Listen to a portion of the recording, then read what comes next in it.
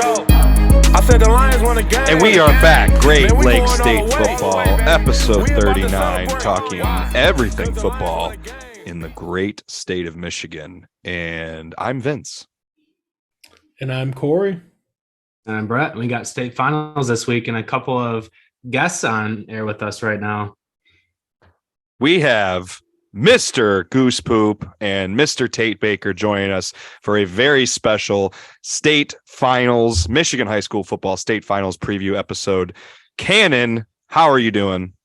Doing well, guys. Great to be back on. Just changed my name here so it matches the introduction. So Goosepoop. Mr. Poop and Mr. Baker, Tate Baker. How you doing, sir? Yes, and Tate. Doing great. Ready for some state finals football action. So we are very excited to have these two guys on. If you've been watching or following along, we've had both these guys on a couple times to talk Michigan high school football. So we're very excited to get them both on here to do kind of a round table discussion on several aspects of the state finals coming up this weekend. Before we get to that, we are very excited to celebrate. Little cheers here. Little cheers. If you're watching on Zoom and we're on Zoom. If you're watching on YouTube, we're all going to raise a glass here. It is the 1 year anniversary of the Great Lakes State Football Podcast. Cheers, gentlemen. Thanks for joining us, Goosepoop and Tate Baker. Cheers, gents. Here. So 1 year ago, we're actually, the time we're recording this, we're 2 days away from when we upload the first episode.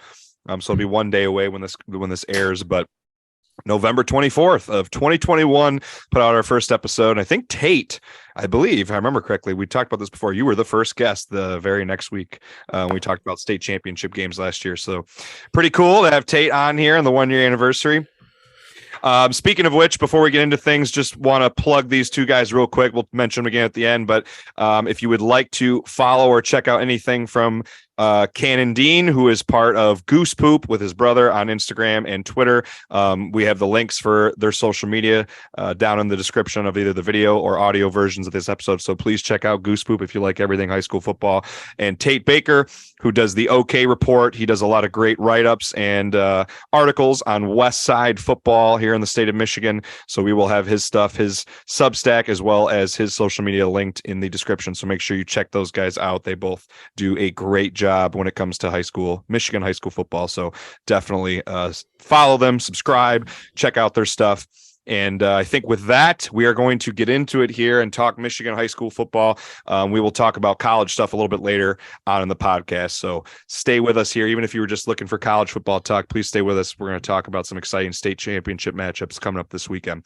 The first thing we want to mention here is Brett, Kory, and I, before the season ever began, way back in August, we did an episode, a big 2022 high school football preview, and we all picked our state champions before the season. The three of us had our projections, and we just kind of want to really quickly here see where those are at in terms of who has some teams remaining from before the season.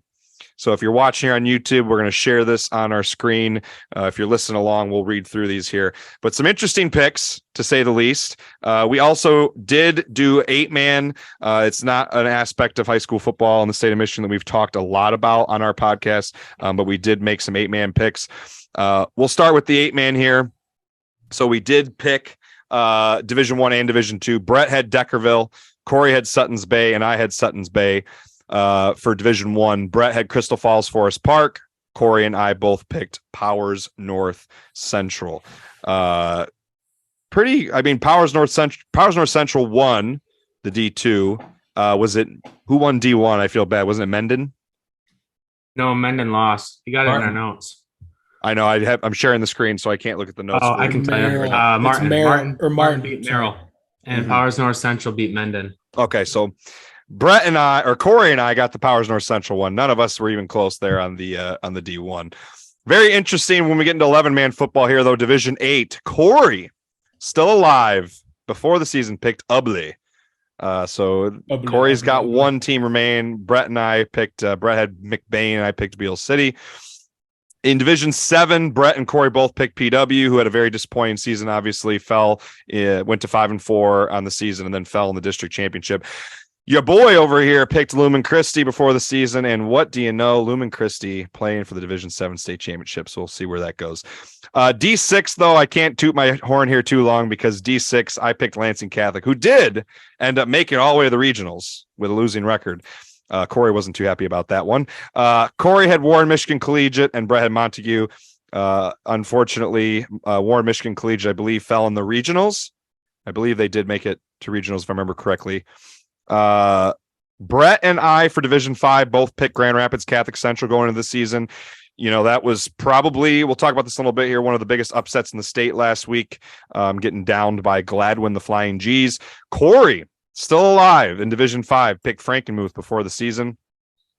In Division 4, Brett had Orchard Lake St. Mary's, who even with a losing record, I think they only won 3 regular season games, made it all the way to the regional championship. And then Kory and I, this is a typo if you're looking on the screen, it should say Hudsonville Unity Christian, or Hudsonville Unity Christian. Before the season, we made a typo there. It says Grand Rapids, should be Hudsonville Unity Christian. Hudsonville Unity Christian, similar to PW, after making the state championship last year, a game that they blew. We had like a 4-touchdown lead and blew. Had a pretty disappointing season. Ended up losing, I believe, in the district championship. It was either first round or district championship. Brett, Kory, and I were all unanimous in D2 and D3, picking MLK in D3 and De La Salle in D2. And obviously, they are, you know, for a lot of people, still the favorites playing this coming weekend. We had a split, 3 different teams here for the Big Dogs Division 1.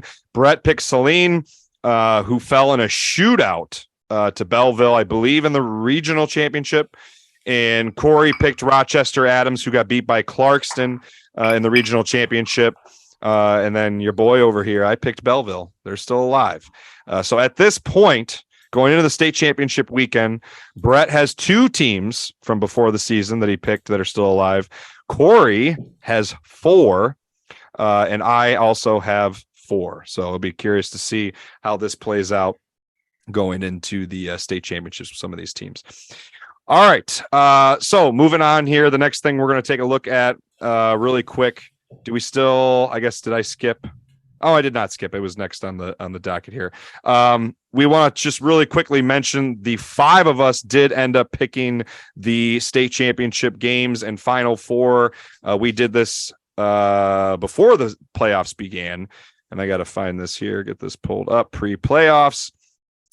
Okay, if you're watching on YouTube, again, you'll be able to see it on your screen. Otherwise, we will talk through it here really quick.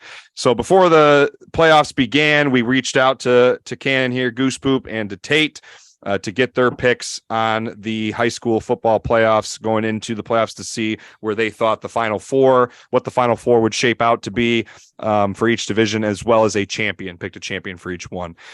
As it stands right now, Tate has his D2, D3, D4, D5, D6, and D8 champions. Tate is in a pretty good spot. So Tate has De La Salle, MLK, Grand Rapids South Christian. Oh, excuse me. No, his D5 is wrong. We didn't put a line through that. He had GRCC. So he has D2, D3, D4. He has D6. He picked Grand Rapids West Catholic, and his D8 Ubley. So right now, Tate is sitting pretty good with 5 of his 8 are still remaining. Brett picked De La Salle, MLK, Grand Rapids South Christian, Grand Rapids West Catholic, and Traverse City St. Francis are his 5. He also has 5 still remaining for his picks. Kory had Belleville, De La Salle, MLK, Frankenmuth, and St. Francis. So he also has 5 teams that are still remaining. I picked Belleville, De La Salle, MLK, and Lumen Christi. So I unfortunately only have 4 teams remaining at this point. Goosepoop, De La Salle, Frankenmuth, Grand Rapids West Catholic, and Traverse City St. Francis. Oh, and Ottawa Lake Whiteford. So right now, Goosepoop also sitting pretty good here with 5, right? 5, I do my math correctly? Yeah, you got 5 still sitting there. So Tate and Brett, Kory, and Goosepoop all have 5. I only have 4. I'll just kind of run through you guys really quick. Kory, anything you want to mention in terms of from your pre-playoff going into the weekend here, where you were standing? Yeah, I want to thank God for this success. No, I'm kidding. No, pretty much every team that we expected for 1, 2, and 3 Generally speaking, obviously there's a couple one-offs there. It's really when you get into the 4, 5, 6, 7, 8 range where it gets a little hairy.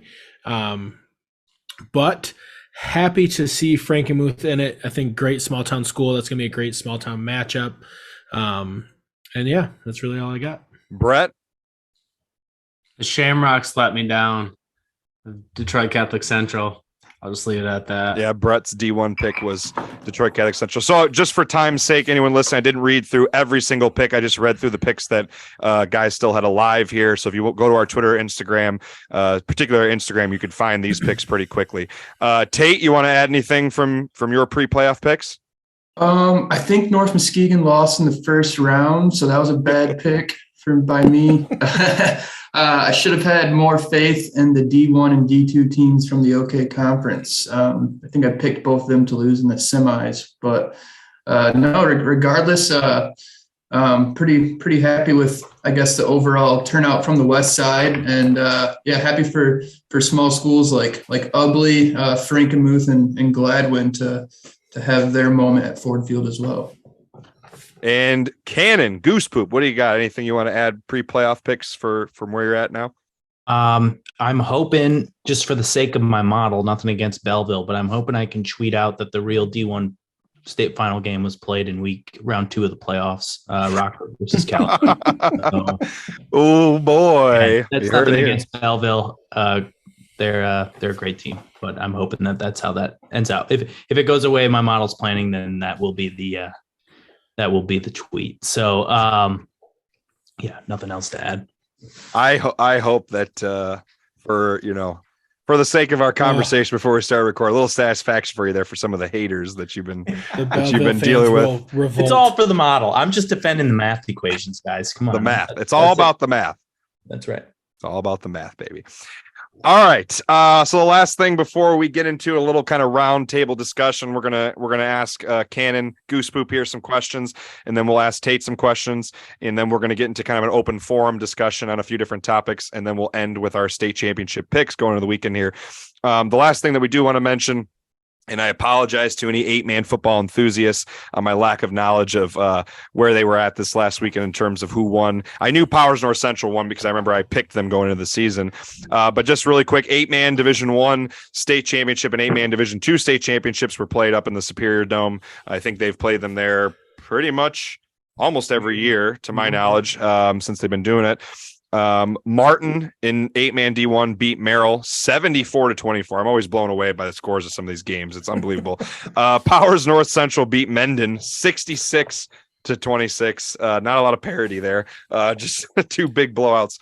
So congratulations to those 2 teams on winning state championships this past year. Should we make 8-man football like they make overseas basketball, and if you win your division, you actually have to move up the following year? Move up to D8. Yeah, move up to D8. If you win D2, you got to move to D1. Ooh, that could make things hairy.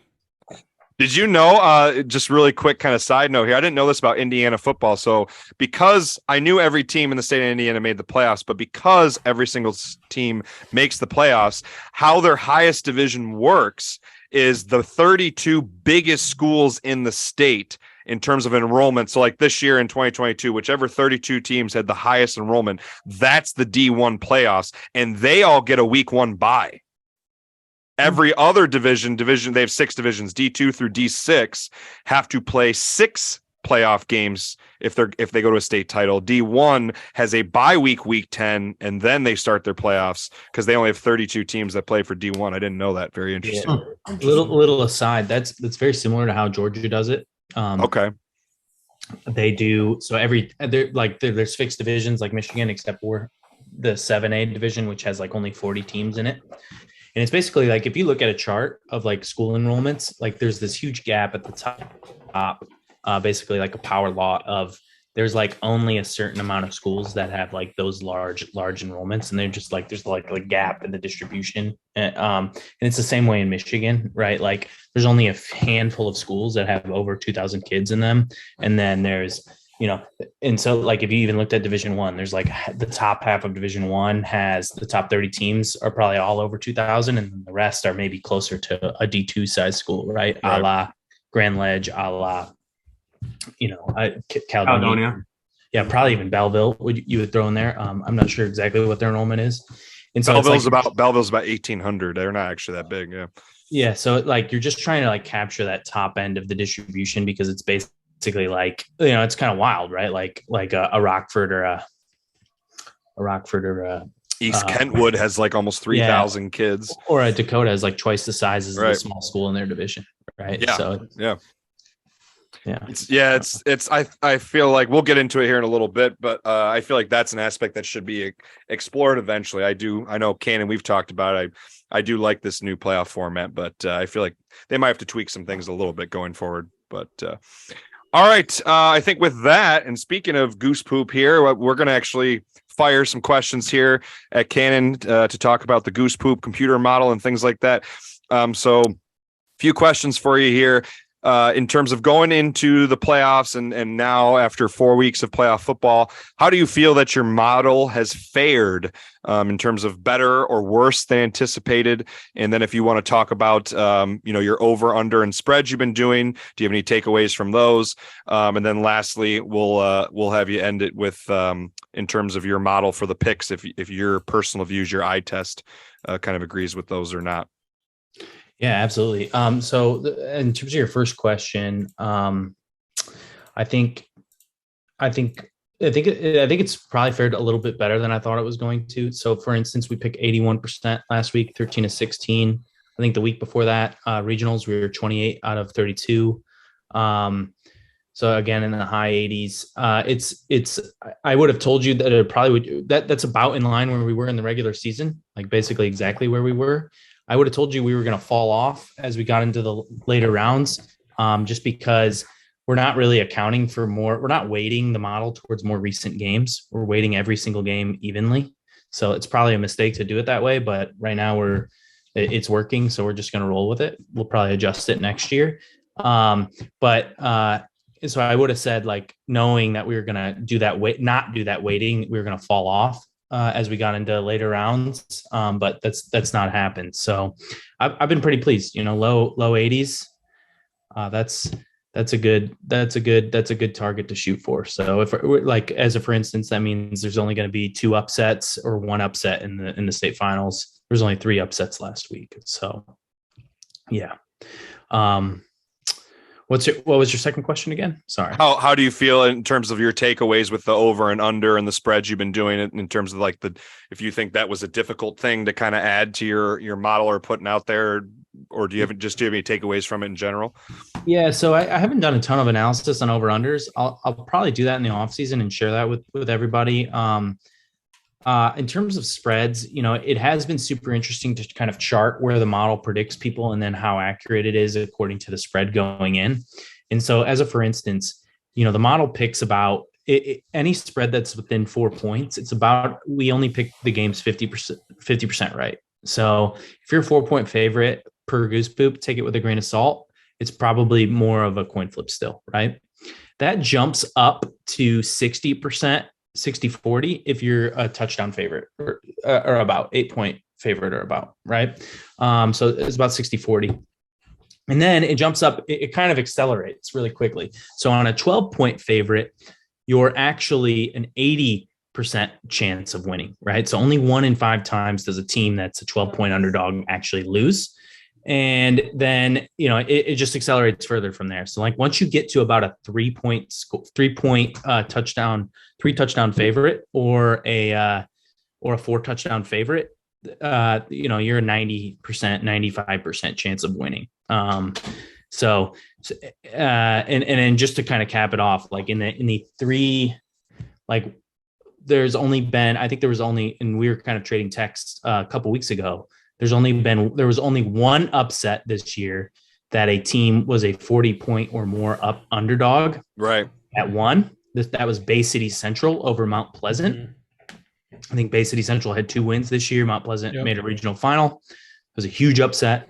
And there was only like 3 to 5 upsets where a team was a 30-point underdog or more in 1. So it's just kind of that was a long rant there, but just kind of some interesting stats that we've learned as we've compiled now a full season of data. So Right, and that even happens in major college football. I mean, you see massive upsets; they happen, right? It happen. I mean, you can't account for every single win. I mean, there's going to be some chaos. I feel like that's and it wouldn't be any fun, right? right? If That you you said predict that. every result. You said that in one of our previous episodes. I think Kory asked you on a previous episode, do you want the percentage of your model to go up? And you said not really, because that takes the fun out of it. If I'm picking all the games right, then it's not really fun anymore. There's no kind of guessing.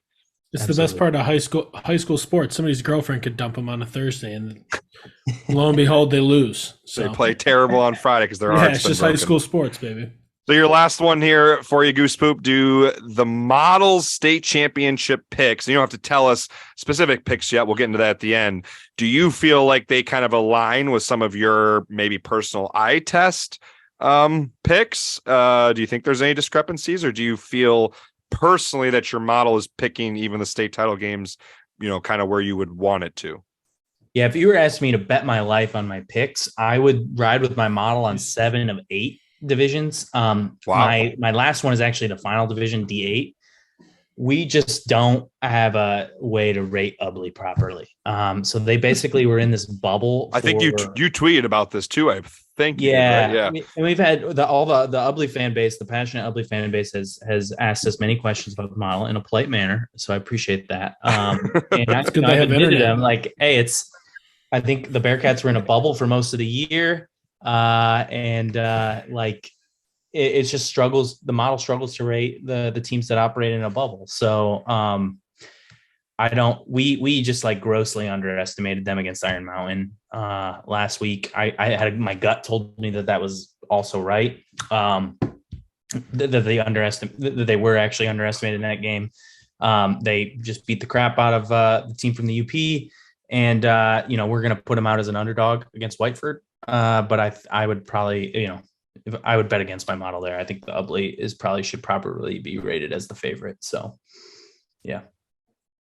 All right. And with that, Tate's going to throw some questions your way here. Our West Side football guy. Do you have currently any surprises? Whether it's state championship appearances in general this year, or more, tailored to the West Side. Anyone you're surprised that's in the finals, or anyone that you're surprised didn't make it? Yeah, sure. I would say I kind of underestimated just how well the Forest Hills Central defense was going to travel. I shouldn't say travel because they played a majority of the home games in the playoffs, but just how well they stood up to a lot of top-end teams. They had to go through Mona Shores and Dexter. Those are two of the most offensive talented teams in the state. Well, shoot, even East Lansing, man, has Evan Boyd, who's going to Central Michigan too. Yeah, so I didn't think that Forest Hills Central was gonna get over the hump that is Mona Shores. They've lost them, I think, 3 straight playoffs going into this playoff. So to see them kind of take that step and then make it all the way to Ford Field, that was a big surprise to me. But at the end of the day, I shouldn't be surprised. I think they've only given up more than 7 points twice all year. So really excited to see what they're going to do against De La Salle and, probably the most talented team pound for pound in the state. And then also Caledonia, the D1 hasn't seen an OK conference team since Rockford made it in 2008. And it seems like it's been such a big hurdle to climb in the semis. You see a lot of teams from the West Side, mostly Rockford, that get there and end up losing to a Davison or a Dakota. It's usually, a power team from the East Side that ends their season. So it was cool to see a D1 team make it there and hopefully, start to establish a trend where we're going to see more of those big school programs from the West Side of State make an appearance at Ford Field. We got the good graces of playing against that 2008 Rockford team, and they were very good. God. Yeah, Brett. All 3 of us were on the Grand Ledge team that had to play that team in the district title. Vince was supposed to go in the game. At the end of the game, we got moved up as sophomores. And Vince was the tough guy that was not wearing leggings or long sleeves or gloves. His hands were so cold he couldn't snap on his chin strap. So I got like two extra plays than he did because he was trying to get his chin strap buckled up. Oh man. Oh man, Brett That's has awesome. embarrassing me on the podcast here. By that point, I was removed from the game. No big deal. Because we were getting beat so bad. 35-0.5, if I remember. Tate, any West Side athletes that you're really looking forward to following this weekend? Yeah, let's start with South Christian. Jake DeHaan, he's been one of the best two-way dual threat quarterbacks in the OK Conference this year, and it's starting to show on the statewide stage. He's a guy that can kill you with both his arms and his legs, and one of his top wideout targets is sophomore Carson Viss, a really big outside threat. So I'm interested for the rest of the state to get a glimpse of his talents. And I think a lot of people that are familiar with Carson Viss on the basketball scene, because that is his primary sport. I think with my background in hoops on the hoop scene, he's going to be a Power 5 guy. I don't think it's out of the stretch of imagination to say that. And I think that athleticism is going to pop on the screen when they play in the state finals in that D4 game. So Carson Viss is probably the number one guy I'm most excited about. Muskegon, the Muskegon King game, how many times have they played in the state championship in the past 10 years? Yeah. I think we're going to see another, action-packed game. Muskegon's got 3 guys in particular that are a threat to go to the end zone anytime they touch a ball. And quarterback Mackay Guy, he had 7 touchdowns in the semifinal this past weekend, just unstoppable.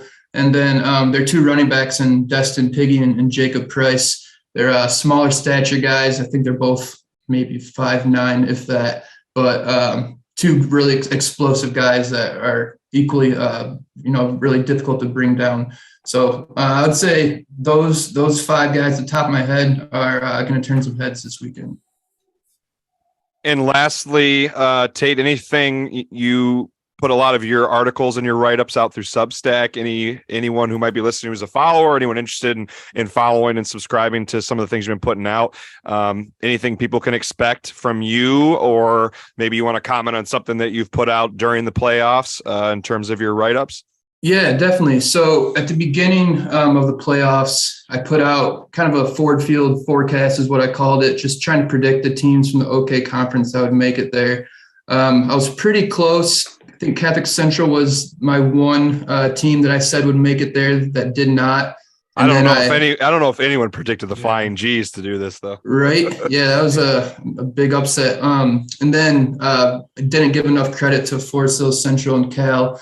Had them bowing out before the state title game. So check that out if you're interested. And then I'm also going to have some in-depth previews for each of the 5 games that feature OK Conference teams on my Substack. That's tatebaker.substack.com. And then if you have a subscription to Prep Red Zone, I know we're running a special Black Friday special, which kind of coincides perfectly with the timing of the state finals. I'll just be doing some kind of under the radar matchups, or not matchups, but previews for maybe some breakout candidates for each game. Some guys that, maybe not be at the top of the scouting report, but, guys nonetheless that will make sure to have their impact felt. So be on the lookout for that on Prep Red Zone, and then also my Substack at tatebaker.substack.com. Hey, I know this is a football podcast too, but you cover basketball too, right? Absolutely. That's on Prep Hoops. Yeah. So Prep Hoops is where you can find that, and also my Substack, the OK Report. Once football season wraps up, I will be releasing my top 20 players to watch in the West Michigan area, and then I have about 40 other players that didn't quite make my top 20, but are, I would say, college basketball caliber nonetheless. So another stacked landscape in the OK Conference for high school basketball talent. Be sure to be on the lookout for that if you're interested in some high school hoops coverage within the next couple of weeks. As I mentioned earlier in the episode, make sure check the description on the video episode of this podcast or the audio, and you can find everything for Tate and Goosepoop Mr. Can Dean, aka Goosepoop, in terms of their social media and anything you would want to follow along for them. All right, and with that, we are going to get into our around the horn style format here. For anyone who is an ESPN enthusiast, if you've ever watched that show, we're going to get into a little bit of a format here. We're going to go through a few topics. These guys are all currently muted. If you're watching, you can see that they're all ready to go, but they will be using the Zoom raise your hand function for me to call on them. I am not going to chime in. I'm going to let these four kind of take over the conversation here. I'm going to arbitrate and make sure, mediate, whatever, kind of keep things going. And I'm going to do some arbitrary point system here. I'm going to try my best to make sure that I'm fair, and I'll let them know where we're at points wise as we go through. They have 30 seconds. So the first person to raise their hand for these topics, I will unmute first, or I will call. They can unmute themselves. I will call them. They will unmute themselves. And you'll have 30 seconds to speak on that topic. I'll tell you go. I'll give you a 10-second to 5-second warning. And then I'll give you points as you're going if I think I like what you're saying, or I'll take them away if I don't like what you're saying. All right, here we go. First topic, most intriguing matchup in all of the divisions. Brett is first. Brett. This is the one that I was hoping to get on. My most intriguing matchup is between Gladwin and Frankenmuth. These are two teams in D5 that are 75 miles apart. This is the first matchup between the two teams, which is really interesting considering the proximity that these teams have within each other in the Thumb region. Both teams are undefeated. Frankenmuth has had 3 undefeated seasons, the last regular seasons. 10 seconds. The last few years. And Frankenmuth offense and Gladwin offense score a lot, and both teams give up 2, very little. They actually play each other week 9 next year. 0. All right. Kory, your turn. I'm going with D2's Forest Hill Central versus De La Salle. De La Salle has scored 562 points this season, which is absolutely disgusting amount of points, versus Forest Hill Central, who has only allowed 112 points this season. So to me, really a toss-up game. If Forest Hill Central's defense is as good as numbers say, fantastic. But De La Salle, 562 points, stupid. 3, 2, 1. All right. Who do we got next? Cannon, go for it. All right, so my most intriguing matchup, I think I got to go with the big boys here. D1, Caledonia versus Belleville. It's not our closest spread of the 8 matchups. I'll leave that for later, but it is a relatively close spread. We're going to put out a line of Caledonia by 7. I think that's going to surprise a few people. Belleville is the reigning state champ and certainly favored if you used recruiting rankings only. So what is going on? 3, 2, 1. Then me, I guess last but not least, I will say that I think Muskegon and De La Salle, King is going to be the most intriguing matchup. Two teams that are, more than familiar with each other. Muskegon has been on the short end of the stick lately in their state title hunt. But, athletes all over the field. We all know who the best quarterback in the state is with Dante seconds. Moore. But I think, Mackay Guy, he doesn't have the arm that Dante has, but he's going to give the Big Reds, everything they can to try to bring home another state championship to Muskegon. All right. That is our first topic there. I got right now Brett with 4, Kory with 5, Tate with 3, and Cannon with 4. And just like whose line is it anyway, the points are made up. Doesn't really matter. It's all arbitrary. Next topic here. Most intriguing player or player you're most excited to watch. Cannon's hand is up. I don't know if he left it up from the last time by accident. I probably forgot to take it down. I'm gonna go with, I saw this highlight from this Gladwin running back. I don't know his name. I want to say Logan K or something like that. It's like Shuko or something.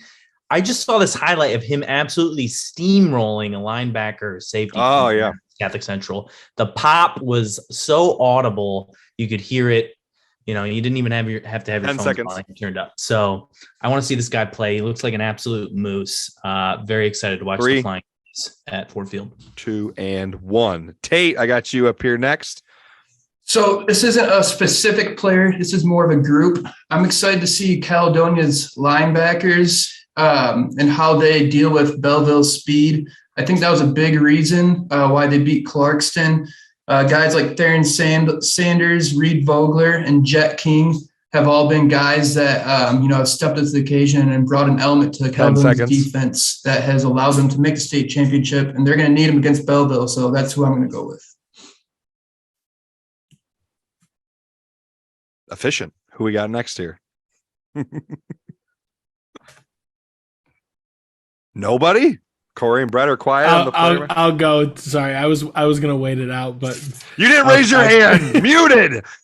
Brett, go. Right, I'll go. So my player that I'm most interested in watching is Brady Drogosh, the quarterback from Warren De La Salle, versing the Forest Hills defense. The Forest Hills Central defense is one of the top defenses in the state finals this year, led by Crandall Quinn, Ray Cargill, Ty Hudkins, and JT Hartman. It's going to be a really fantastic matchup. The quarterback from De La Salle has a bunch of weapons, and he's going to Cincinnati, and he's a 3-star. So it's going to be a really intriguing matchup. All right, Kory, you want to go here? I raised my hand, so you give me my points back. See it. But I reached out to my phone a friend, like, whose line is it anyway? Or not whose line is it anyway? Jesus, who wants to be a millionaire? The fullback from Frankenmuth, Griffin Barker. He is the player to watch from the Frankenmuth coaching staff. All right. After that question, we got Brett in the lead with 9, Tate behind him with 8, Kory with 7, and Cannon with 6 points here. Okay, going on to the next question. Should the MHSAA change the finals format? You can make an argument for dates, for times, schedule, location, any sort of a proposition here. And I think I saw Kory and then Brett here. Kory, what do you got? I never put my hand down. Sorry, Kory, then Tate. I didn't put my hand down, but I will jump right in. Oh, I would say that they don't need to change it, other than maybe Brett's opinion of alternating the dates. So D1, D3, D5, D7 go on Friday, and then the following year they go the next year. But generally speaking, I think it's a great weekend to have it. It's a weekend where a lot of people are home. Really, what you're running into is the Michigan-Ohio State game. All right, Tate, what do you got? It's not hard. The best football game in high school football every single year is played at the exact same time as Michigan-Ohio State. Figure it out, MHSAA. Move it to any other time slot. Any other time slot. Put it on Friday. Put it on any other time slot on Saturday. I guarantee you will see your attendance for that game double. Not only that, but people will actually tune into that game because they're going to be watching the Buckeye-Michigan game instead. Fix it. Take the D1 game out of the 1 o'clock slot. I got Cannon up next. Oh, sorry, I muted you. Sorry. Go ahead. I'm not so sure how this is happening today in the cut the cord era, but I do know as a young teen and college kid, I was always pissed that we had to watch a shitty Red Wings game or a shitty Pistons game instead of the D4 and D6 finals. So we need to figure out a way to where that is prime time and we don't watch some irrelevant regular season game of quite frankly a shitty franchise. So, okay, Brett, do you want to add anything here? Absolutely. I'm going to piggyback off of already been said here. The top game in the state cannot be played against the top game in all of college football every single year. Something needs to change. I don't know if you alternate odds on Fridays, evens on Saturdays every other year. Personally, I think they should play the D8 game, the D1 game, the D2 game, and the D7 game on Friday. And then the rest of the games are on Saturday. That way you get the smallest crowd schools with the biggest crowd schools, and hopefully it will even the map. And most people are more free on Friday than Saturday anyways on Thanksgiving weekend. Ooh, that was efficient there from Brett to sneak that in right at the end. All right, after that question, Kory, because you said you were using Brett's argument, I actually gave him a point for what you said earlier. So Brett is sitting at 15 right now. Tate has 14. Cannon has 9 and Kory has 8 going into the last couple questions here. Should full replay be allowed in finals? Don't raise your hand just yet. For anyone listening, I'm just going to really quickly. The MHSAA actually just released an article today, so I'm going to read this really quickly. So there has been a change to the MHSAA State Finals this year to the instant replay process at Ford Field. All potential scoring and turnover plays will still continue to be automatically reviewed as they have been for a number of years. But new this year, coaches will now be allowed to challenge one play per regulation with some restrictions. The team has to have a timeout available in order to initiate this review. And there's only a certain number of items that can be reviewed, including a catch or no catch, a ball carrier in or out of bounds, forward or backward pass. And apparently there are a few others. If successful, the coach will be awarded the timeout back, and they can still make one more challenge in regulation. In overtime, they have a challenge per overtime. If anyone wants to speak on this, Kory raised his hand first. Kory, what do you got? 100% yes. You think about how these kids are already at the highest level playing in the state championship. They're at Ford Field, which is super exciting. Why not give them the option of reviewing plays? It really helps these lower division kids who really aren't playing. They're playing in front of their communities, but they haven't played in front of mass crowds, really feel engaged in the full process of like, hey, we've made it. We're playing in a state championship at Ford Field. 100% should allow them to review plays. Okay, who do we got next here? I got Cannon popped up just before Brett. Cannon, what do you got? I got to agree with Kory. I have a personal experience. One of the two state finals I was on the sideline for, we were absolutely hosed by a fumble call that was not a fumble. It was not a catch at all against Farmington Hills Harrison. You can actually watch the tape of this on a state final or a state champs YouTube summary. Out there, Lowell versus Harrison. It changed the turn of the game. We actually lost to the Hawks that year. 5.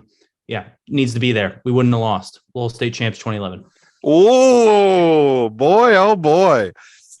Snuck that in right at the end. I think Brett was next. Yep, Brett.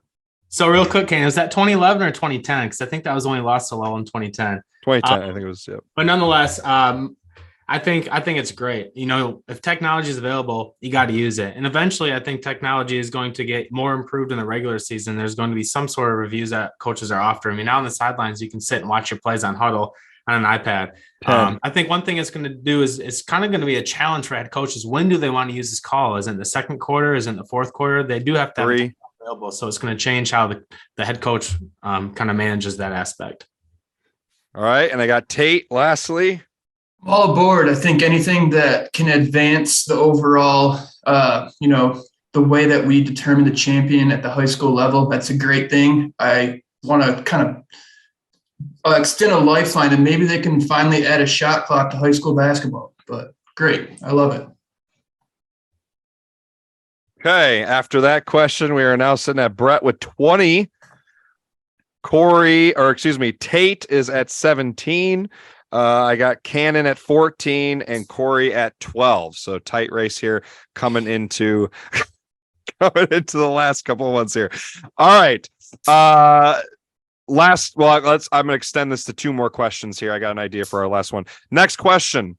If you would like to share a favorite state finals memory, regardless of involved, watched it, saw it in person on TV, anything. Brett, I saw your hand go up first there. So against popular demand, it's not when Grand Ledge won the state finals. I was not able to watch that. I was in a wedding that day for my aunt and uncle. Thankfully, they're still married and not divorced, so I forgive them. But my favorite memory is when East Grand Rapids and Orchard Lake St. Mary's went in 5 overtimes in 2007 with the freshman quarterback, Robert Bolden. I remember who ended up at Penn State and LSU. I remember watching that game with my brothers. Final score was 24-21, very low scoring for 5 overtimes. Very entertaining matchup. Boy, was that fun. Tate's next. Tate, what do you got?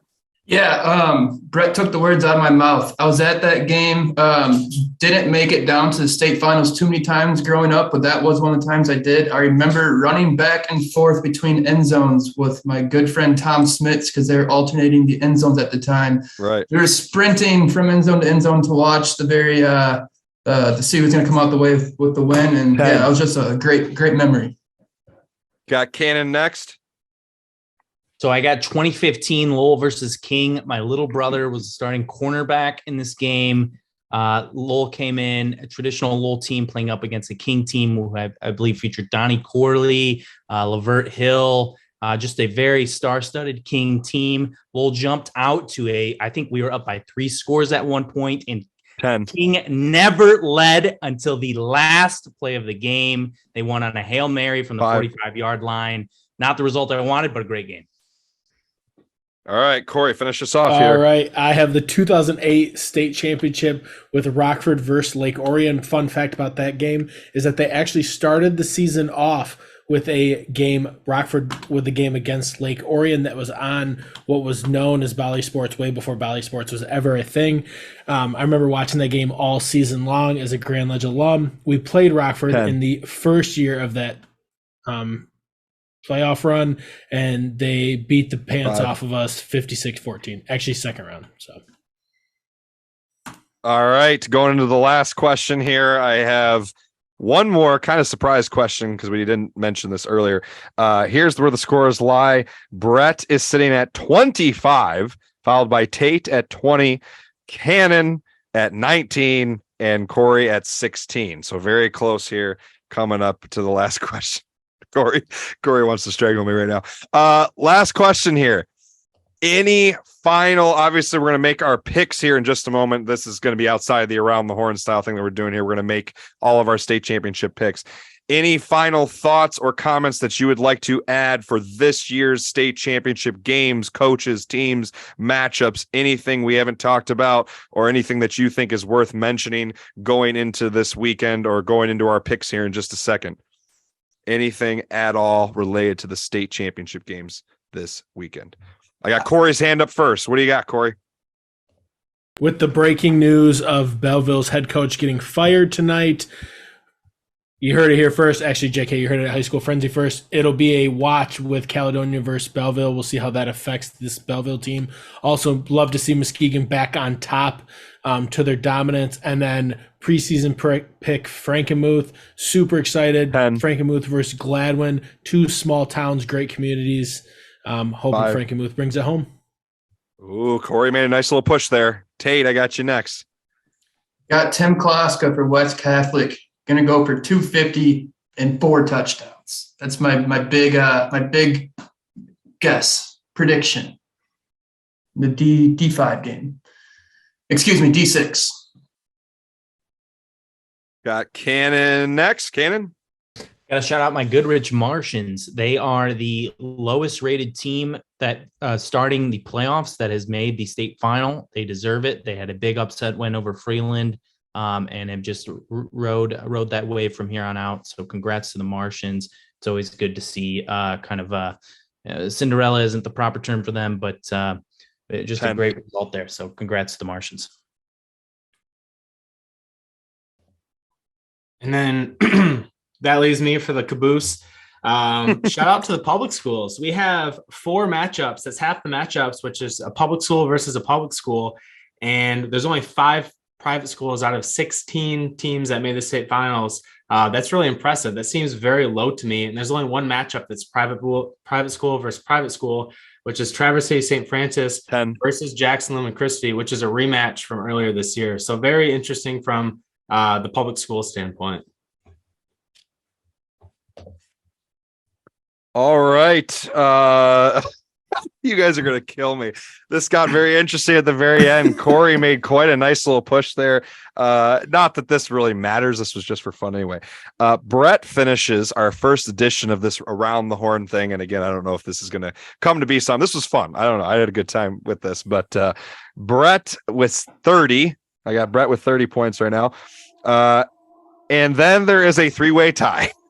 Yes! I got 22 for Kory, Tate, and Cannon. 3-way tie at 22. I didn't even look until I looked up because I just literally was making marks. It's literally 22, 22, 22, and Brett had 30. So Kory made a nice push with a lot of information that I thought was interesting. So I gave him some points there. All right, that was fun, guys. So you guys can all unmute yourselves, obviously. Here we're going to get into, unless you guys have anything else you want to add. I think it's time to get into state championship picks. I didn't realize how long-winded I am on some of my answers. That's how I felt with the Rockford answer. When I started doing the Rockford answer, I forgot to mention that I was actually at the game on the sideline. Like, completely forgot to even mention that. So I've kind of like put you in the shoes of those guys who do the around the horn thing. You got 30 seconds. Go. I got my whiteboard like Woody Page in the background. Oh, I love it. All right, gentlemen. If you guys think that's it, unless you have something else worth mentioning, while I get this pulled up here, I'm gonna get us good to go. Just sorry if you're listening or watching, be patient with me. Give me a couple seconds here to share my screen for those of you creeps watching on YouTube, and I think that should do it. All right. Zoom this out a bit. Beautiful. Here we go. All right. Oh, I got to make sure the divisions. There we go. Got the divisions pulled up too. Okay, so to wrap things up here with Tate and Cannon, don't want to keep these guys too late here.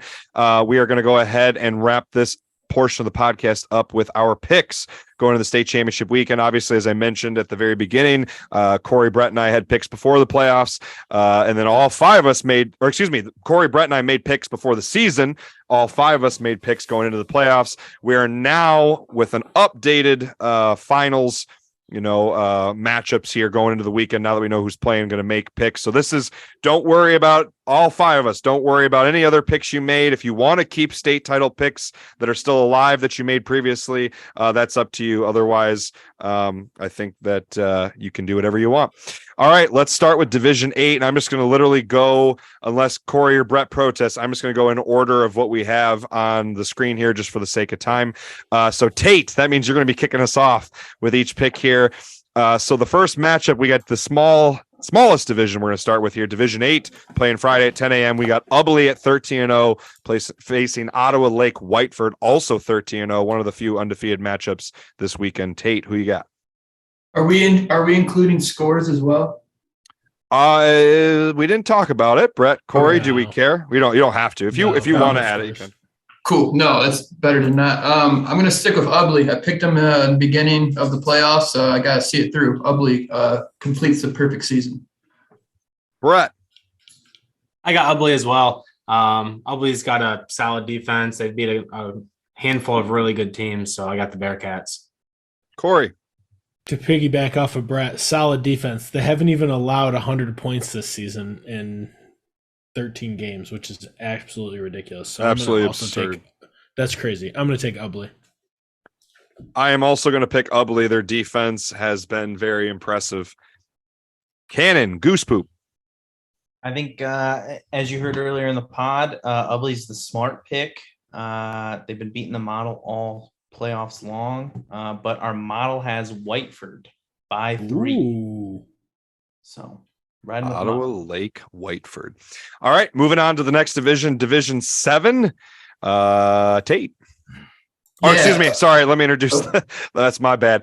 Division 7, which will be the morning game on Saturday at 10 a.m. at Ford Field. Jackson Lumen Christi, 10-3, playing St. Francis 13-0. Lumen Christi opened the year 0-3, including a Week 2 loss by 1 touchdown to St. Francis. This is a rematch of Week 2. Tate.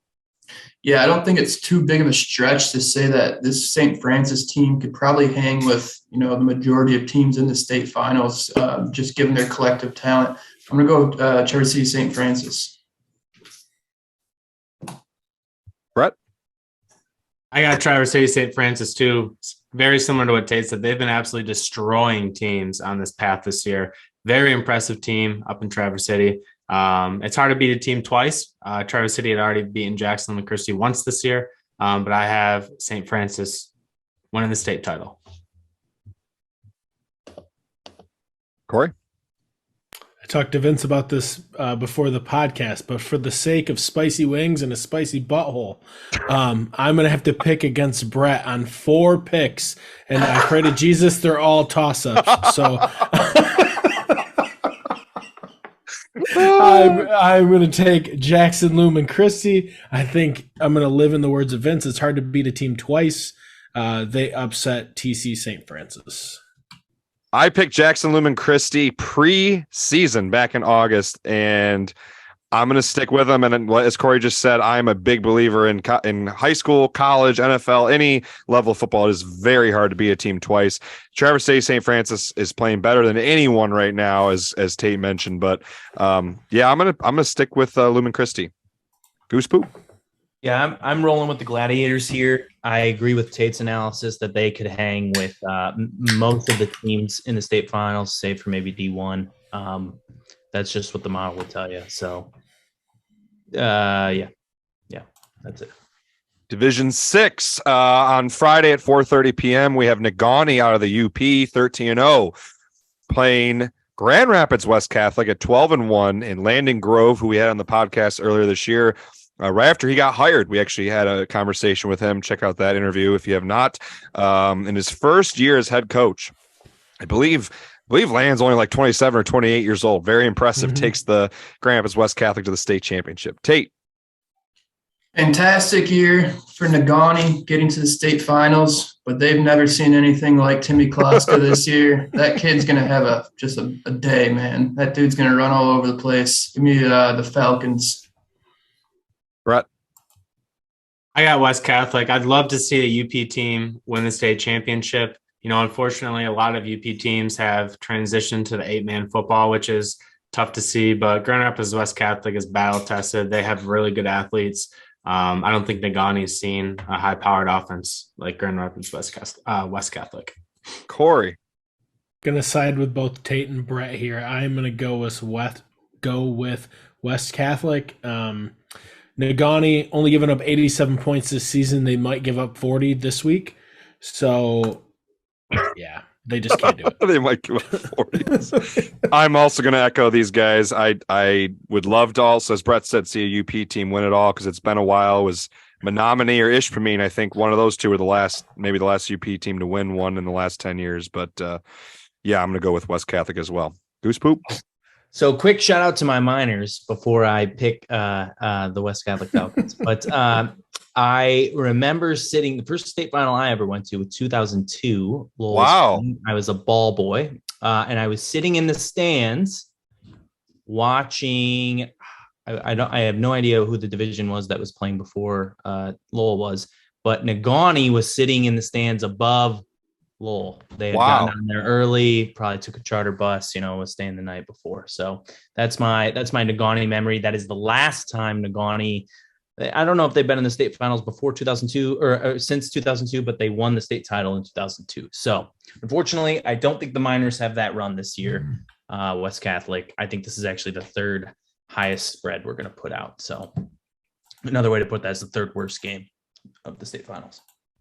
It would appear that you are correct. It does not look like they have been back since. I just double checked really quick where I turned. They went to the semifinals the very next year, and they have not been back since. So a couple regional final appearances since then. Okay, moving into Division 5, the last half of the smaller divisions here. We have probably one of the most surprising teams in the state. I would argue, I don't know if these guys agree with me, but the Gladwin Flying G's in their first ever state championship appearance, pulling off, the reason I say surprising, just because they pulled off probably one of the biggest upsets in the state. At least most media outlets would probably call it that. Gladwin at 13-0 beat Grand Rapids Catholic Central, who had won 3 or 4 straight state titles, and until this season had won 40-something games in a row at one point. They will play Saturday at 4:30 p.m. in the Division 5 finals against a 13-0 Frankenmuth team. So you got this is the first, I guess D8 was 2 public schools, but D5 is also 2 public schools. Frankenmuth, a team that has consistently been in the semifinals. I think they even have 1 or 2 state finals appearance, but has never won one. Correct me if I'm wrong. Correct. You are correct. Yeah, just kind of piggybacking off of what you said. This Frankenmuth program has seemed to be building over the past decade. They lost to Catholic Central in the state finals last year, 2 years ago, I believe. But this year, man, they look impressive. They beat Goodrich the first game of the year, who's also a state finals team, 27-2. I think they're going to win this game rather comfortably against Gladwin. Give me Frankenmuth. Brett. I'm going to take Frankenmuth too. Like Tate said, they beat Goodrich pretty handily. They haven't given up double-digit points since week 3, which is extremely impressive. They've had quite the playoff run with a number of shutouts. With Browners being in Frankenmuth, Christmas is close. There's magic in the air. Kory. Jesus. I'm going to agree with both these guys. Frankenmuth scored over 40 in 9 of their 13 games. They also beat D4 state championship contender Goodrich week 1, 27-2. So I'm going to take Frankenmuth. Good luck to my college roommate, Matt, who is a coach at Frankenmuth High School. I'm going to upset the unanimous pick here and go with the Gladwin Flying G's. Just I feel like that team has something special, man. What an upset when they pulled off. Frankenmuth very easily could win this game, but I could see Gladwin pulling this off. They just pulled off one of the biggest upsets of the year. I wouldn't be surprised if they go 14-0. Goosepoop? So I'm going to frame my pick here based on another team not in the playoff or not in the state finals anymore. So who is that team? Any takers? Catholic Central. No. Who'd you say, Brett? Standish Sterling? No. Ooh. So I want to key in on Notre Dame Prep. Why do I want the Notre Dame Prep? They played Country Day and they played Gladwin. All right. Oh, gotcha. Gladwin only won by 6 over Notre Dame Prep. I believe the game was back and forth all game long with Gladwin pulling out at the end. And Country Day beat Notre Dame Prep in the playoffs by 2 scores, 14, I think by about 14 points. What did Frankenmuth just do to Country Day? They did not allow a first down all game. So that, although that exact stat is not running through the model, you can take your bet on where the model is that they want Frankenmuth. So it's got to be like the first time is there like data? Crazy. Is there data that shows when the last time that's happened? So first down. So the problem with a stat like that, because the D zone put out a tweet that did say it's the first time in MHSAA history, blah, blah, blah, that this has happened. You got to take a stat like that with a grain of salt because that has to be submitted by the coaches. The source too. Correct. No, I am definitely considering the source. That's absolutely shade thrown there. You have to understand that with those record books and the MHSAA website, that the coaches are responsible for submitting that kind of stuff. So over the last 80 years, I think their records go back to 1940 or something like that. If a coach is not actively submitting records for how many first downs they allowed, I guarantee you there has to, in 80-something years of high school football, back in the day, someone had to have held someone to no first downs. I saw people when the D zone tweeted that, there was plenty of people immediately in their comments saying, no. Just when the last couple of years, this team XYZ ABC didn't allow, a first down. So, it's very impressive, but I'm sure it's happened before. But anyway. So Vince, with that fact that was just provided by Goosepoop, how are you feeling about your Gladwin pick right now? I am still going to say that high school football is so unpredictable. While Goosepoop has done an incredible job with his model, 80-something% is not 100%, right? So there's that 15 to 20% room for upsets. Gladwin just polled. None of us picked Gladwin to beat Grand Rapids Catholic Central. I don't know anybody. You can tell me right now on air, did anyone pick Gladwin to beat the 3 or 4 time defending state champs who at one point had a 40-something game win streak? No. Now Frankenmuth could very easily destroy Gladwin, but I also could see Gladwin pulling off an upset. I was just trying to keep it fun. Just wanted to throw in mix it up there. So, all right, gentlemen, unless anyone wants to add anything, I think we'll get into the top half here, the 4 biggest divisions. Let's do it. All right. Division 4, Friday at 7:30 p.m. We got Goodrich, who is sitting at 12-1. I can't remember if it was Ken or Tate just mentioned this. I think it was Tate might have said it. I love seeing all of these teams who are playing for state titles who have never been there before. We just mentioned Gladwin. Now you got Goodrich, who to my knowledge has never been to a state title in school history, sitting at 12-1 with, as I believe Cannon just mentioned, their only loss being to their week 1 in a non-conference game to Frankenmuth, who's now playing for a state title. So very impressive Goodrich team. However, they are matched up with a 13-0 Grand Rapids South Christian team who is quite talented. Tate, what do you think here? Yeah, so I saw South Christian just absolutely dismantle Grand Rapids Christian in week one, and my immediate thought was they have a defensive line and offensive line size and depth of a D2 / borderline D1 team. That immediately jumped out to me, and I thought that they'd be here from that week one, plus given the depth of skill position players. I think that continues to stay true.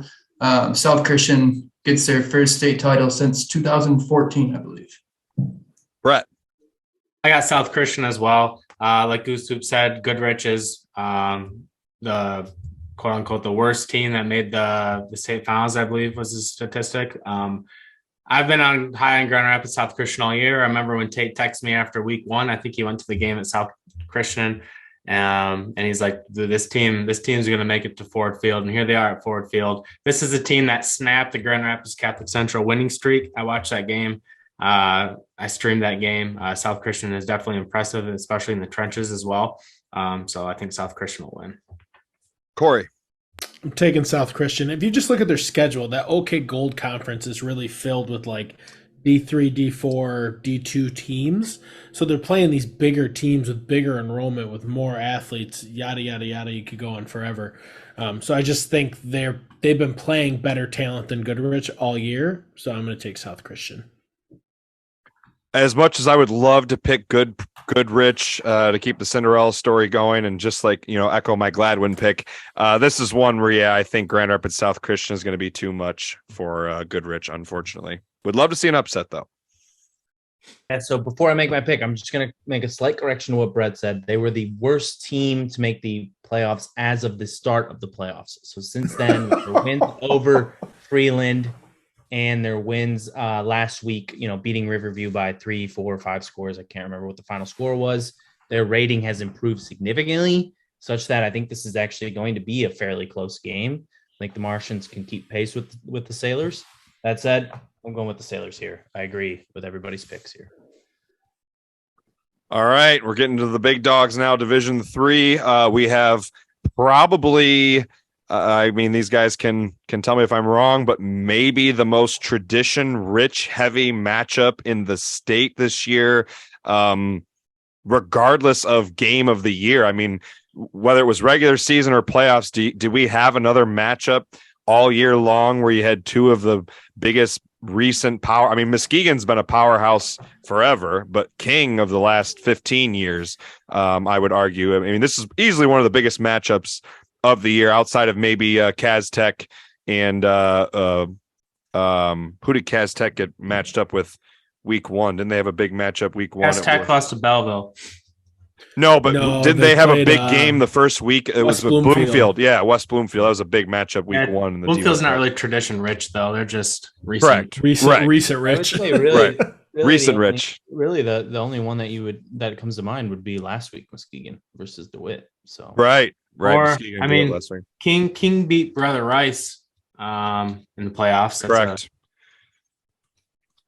D3, in my humble opinion, D3 might be historically like the toughest division, and in terms of tradition rich, because we've talked about before, Division I is always like, you might have a team that goes on a stretch, but it's very revolving door in Division I. You have a team or two that's good for a few years, and then all of a sudden, like, Belleville comes along. You had Clarkston for a few years, and now you got Belleville. You had Rockford in the late 2000s. You had Saline and Clark. You get these teams that rotate in, but Division III, it's always King, Muskegon, DeWitt, East Grand Rapids, Orchard Lake. We need to have Cannon do a study on Division I versus economy, because it's all the big cities. So based on how the economy is doing, is that going to be based on who's the better Division I team?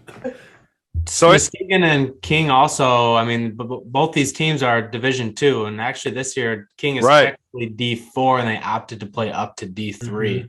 I mean, I echo everything you're saying. It's just these teams have kind of fluttered between 2 and 3 in other divisions.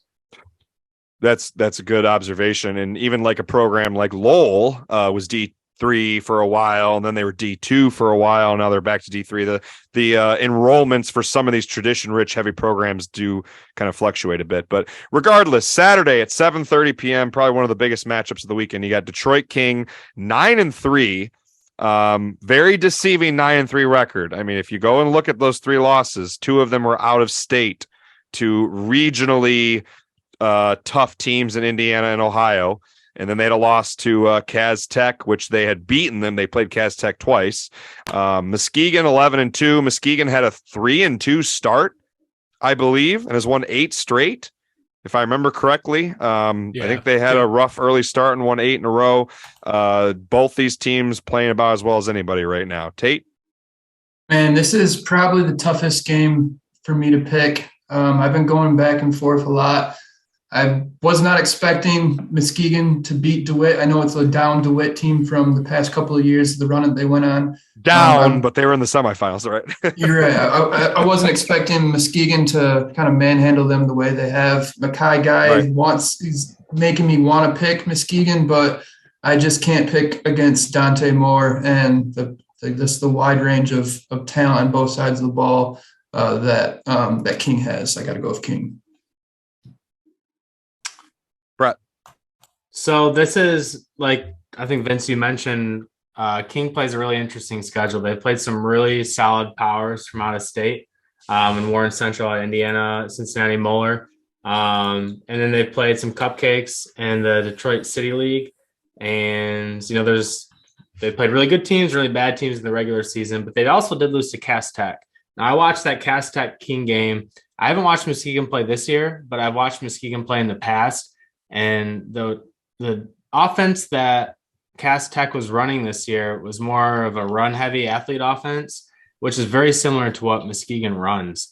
And when I watched that game, I was not very impressed with the way that King's linebackers were, especially on the edge, and that's where Muskegon tries to attack you. I'd love to pick King in this game, but I'm going to pick Muskegon to upset King. I would love nothing more than Muskegon to win this game, and I think that they have a solid chance. Kory? All right, I just geared my whole argument up on how Muskegon was going to win this game, but because I have to pick, you don't have a choice. I have to pick opposite of Brett because I've already done my 4. I'm going to take King. Dante Moore, great athlete. I think King's going to win. Oh my God. So I like to echo kind of Tate. This is a tough pick, man. Muskegon's really interesting because Muskegon, their last state championship win was 2017. They went 4-0. They went to the state title in 2018, lost to King. They went to the state title in 2019, lost to River Rouge. 2020, they lost in the semifinals to DeWitt. They got upset in the districts last year. So they have not won a state title in 5 years.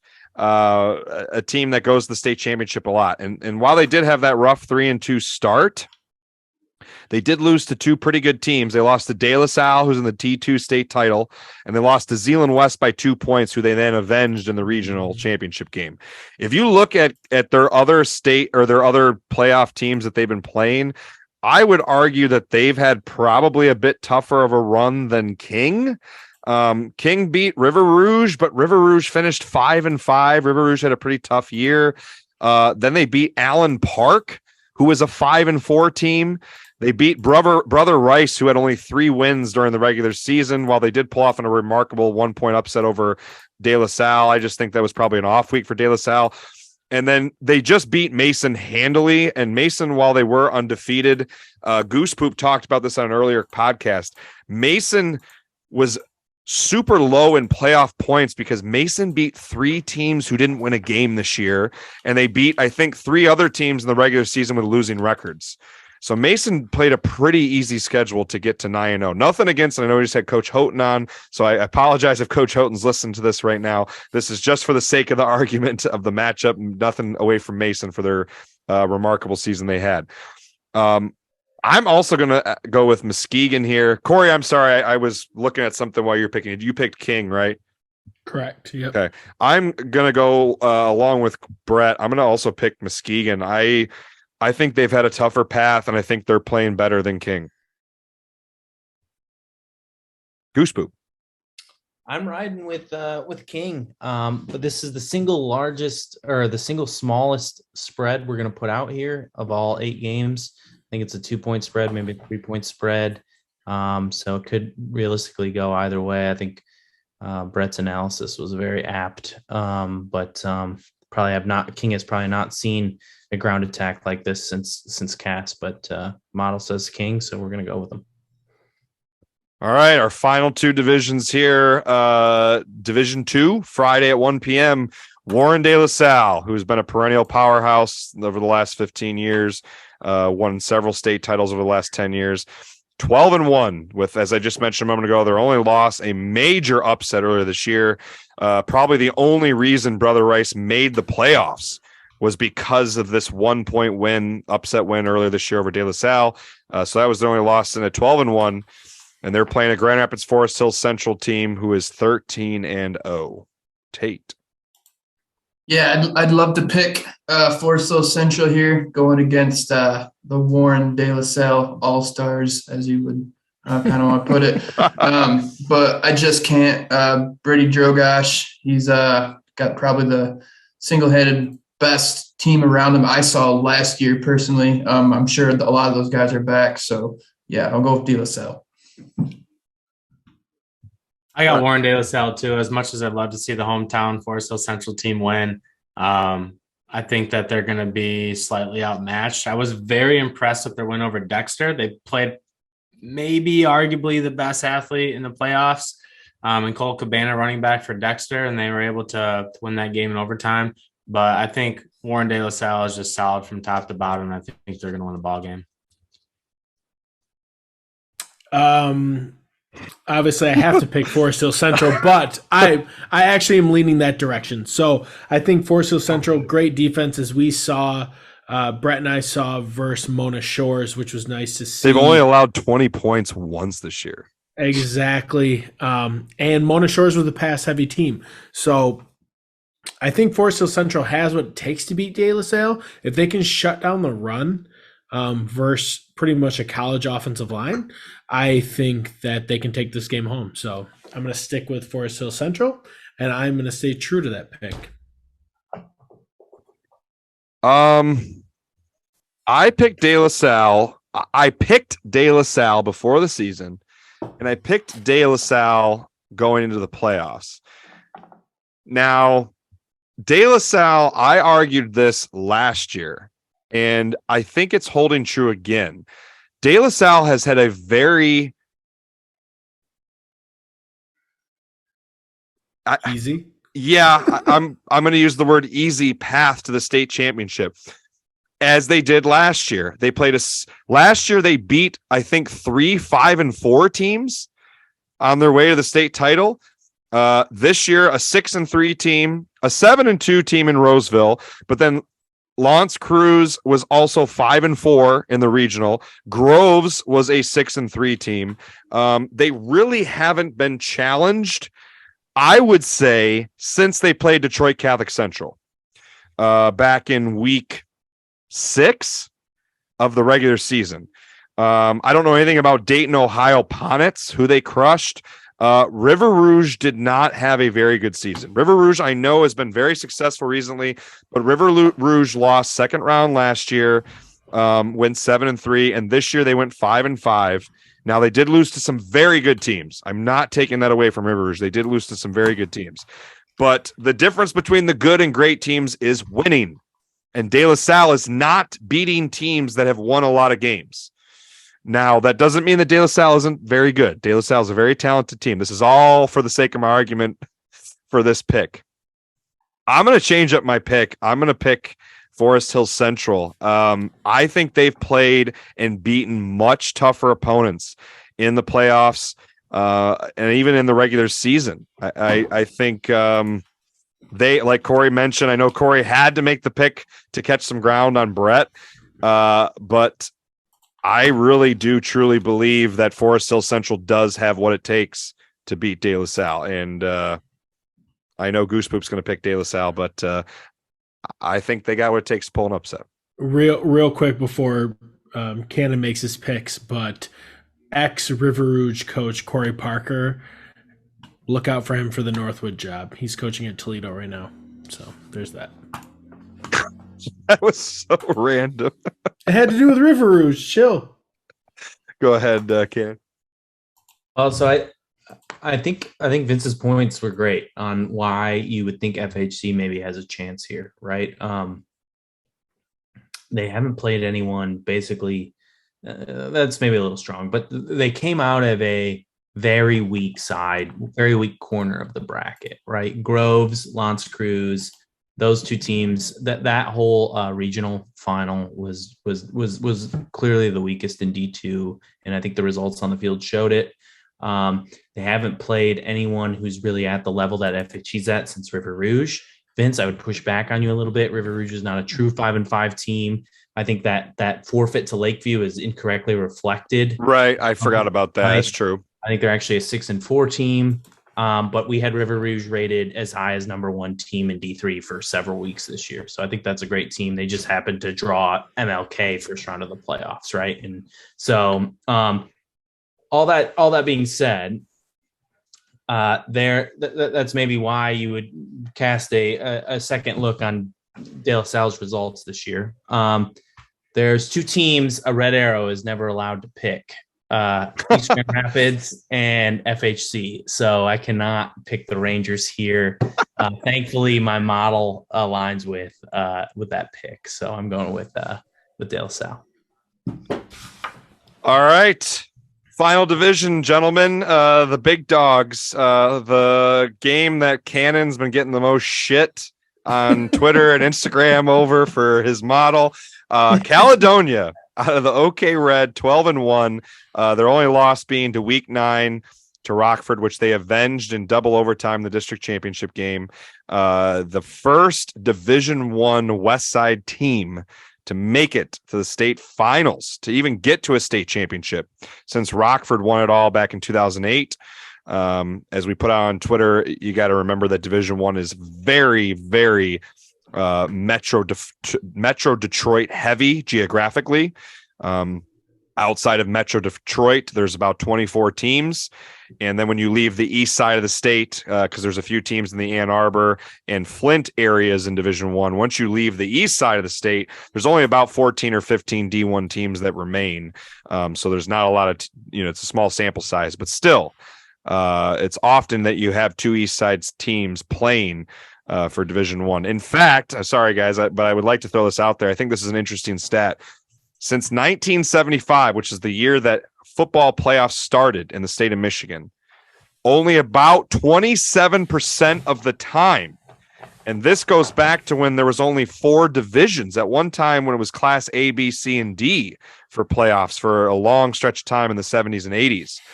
Only about 27% of the time of those 96 finalists, that's 48 playoffs, 96 total team appearances, only 27% of them have been from the west side for Division I or Class A. That is a very small amount. And that's back when Muskegon was Class A at one time, East Lansing was Class A, Traverse City Central was Class A, Midland was Class A. There was a lot. Escanaba has 2 or 3 Class A state title appearances. So that was at a time when there was 150 Class A or Division I schools. So that is crazy.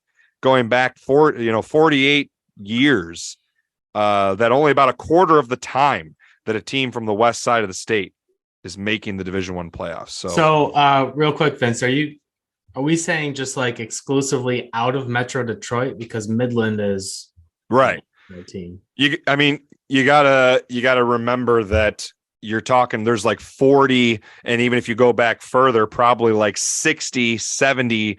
Class A Division I teams in the Metro Detroit area. So I'm saying that Midland is not considered Metro Detroit. Yeah. So when I say west side is very broad in relation to the Metro Detroit area. Correct. West side meaning not Metro Detroit, essentially, for a lot of what I just said there. But again, Metro Detroit has such a heavy concentration of schools. There's so many schools in that region. But anyway, playing undefeated defending state champs, Caledonia has a big matchup Saturday at 1:00 with Belleville. Tate. Yeah, based on all those stats you just threw out, I think there's this general consensus that Division I football doesn't exist in Grand Rapids, which is fine. And I think that, based on a lot of the Mr. Goosepoops mentions, maybe Belleville and their fans, and I can't say this about their players because, only those players and those coaches truly know, but I believe that Belleville and the large majority of Metro Detroit's overlooking Caledonia, kind of laughing at the fact that the Scots are in this game to begin with. Just based on that general belief and the fact that Caledonia's just got some dudes on their team. I'm taking the Fighting Scots here, bringing home the first D1 state championship to West Michigan since 2008. Mace McKenzie, he's one of the best quarterbacks in the state, and I think he's going to put that on display. And watch out for Brock Townsend, too. He's a running back that I think has legit Power 5 potential at the D1 next level. So keep an eye on him. He's only a junior. He's going to be back for a whole nother year. So give me Caledonia in the D1 game. Brett.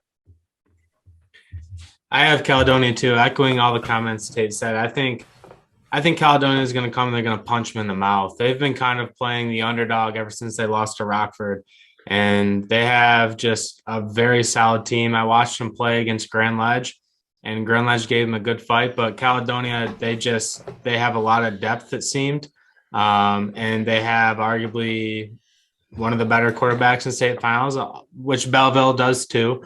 But Belleville's quarterback is also a sophomore, even though he's been in the state finals before. But I think Cal's going to win this game, and I'm going to be rooting like Cal for him. Kory. This one stings my soul because I thought I was going to go with Caledonia. Caledonia does have some dudes. They have a couple guys at linebacker, safety, even D tackle that honestly were doing Their things. two defensive ends are very good. I mean, number 6, I don't know what his name is, but That's Brock Townsend. A chiseled dog out there just manhandling children. Junior. Yeah, exactly. Chiseled dog. And they had a safety that could ball. They had a couple D tackles that could ball. But Bryce Underwood, Belleville, they get over the fact that their coach was recently fired, cannot coach in the state of Michigan until 2024 per the D-Zone. So if that fact is wrong, credit the D-Zone on that. But I am taking Belleville. For the very reason Kory just said, I am picking Cal. What an enormous distraction. I can't imagine being on a team. Credit to Belleville for winning. A very tough game against Cass Tech. Cass Tech's very good team, obviously. Very talented team. But with that distraction of him suspended looming over their head, now with his dismissal, that is an added distraction to what Tate said that I tremendously agree with, of Cal being overlooked greatly. I feel like Cal is a team that is surprisingly good. And I say that not as, a criticism of them, but they're a team that I felt has been the underdog in the OK Red since they joined back in 2014. I think it was when they got put in the OK Red, when their enrollment went up a bit and the OK Red shuffled around. They had not beaten Rockford in 8 years. 2014 was the last time that they had beaten Rockford. I think that was actually, maybe it was a non-conference game. I can't remember, but they had not beaten Rockford in 8 years, and they just pulled that big win off. The other impressive win was their game this last week. Clarkston was averaging more than 40 points per game this year. 40 points per game. They put up 49 on a talented toughest conference in the state. 100%. And they shut them out 21-0. That to me is the most impressive win of their season. I think they're playing their best football. I think they're very tough. I think they're well coached. I think they have very talented players across every position. I think Belleville is going to be their toughest opponent yet, but I think they have the pieces to pull off an upset against a team that might be overlooking them and very distracted by what just happened with their coach. Goosepoop. Yeah. There's a lot that's been said already that supports the model's viewpoint. We're going with Cal. I think the number one game is this last game. Clarkston Cal won 21-0. There's like a couple. There's probably you'd have to do 2 daisy chains to link the opponents, but Clarkston was in a fairly close game with Southfield A&T where there was just a bunch of points scored, and then Southfield ended up beating Cass Tech by 2, which Belleville only won by 1. So I mean that's kind of what the model in a very simplistic form what the model's seeing, and they're like, okay, well, there's this team out there that won by 21 over a team that's really kind of neck and neck with the rest of the teams in D1. So we rate Cal as probably a touchdown favorite. So one more thing that I would add along with that, and you mentioned this, I think, Cannon, when we talked to you going into the playoffs, Belleville plays in a conference that's not very good. The Kensington Lakes Conference, not a very impressive conference. And they had a big time win. Belleville's win over Detroit Catholic Central and Cass Tech are very good wins. The Saline game, while maybe eyebrow raising, Saline doesn't really play in a very good conference, and Saline has been ousted in the first or second round of the playoffs now for 2 years in a row. They made a run in the COVID year to the regionals, but got beat pretty handily by Rockford. I wouldn't count that COVID year because they beat 2-3 teams with losing records in the COVID year to get to a regional. That was a goofy year. Lost first round 2019. They haven't really had a good team in about 4 years, Saline. And that is probably the win that I think most people would look at as, wow, Belleville is legit. Now, and Belleville's very good, obviously, but I do think people are not weighing some of these teams correctly in terms of talent and common opponents, things like that. So I think it'll be a very good game. But just to jump in there, Vince, the Belleville's single best result from this year is their win over Detroit Catholic Central, just per the model. So we rated them as a 13-point favorite there. They ended up winning by 23. The Saline one was actually right on the model. I think we had them as an 18 or 19-point favorite. They ended up winning by 18. So doesn't really tell. Our model would say that result told you nothing about Belleville, properly rated. And then actually this Cass Tech result would say it informed you that Belleville is a worse team than you thought. So because they were expected to beat Cass by a touchdown, they only won by 1. So in overtime too, the model probably doesn't take into account that they had to score with, I think, 30 seconds. Wasn't there like 10 seconds left? Bryce Underwood, I think, scored right at the end of the game to tie it to go into overtime. They were losing 21-14 and had to tie it up right at the end to even take it into overtime. Yep, that's right.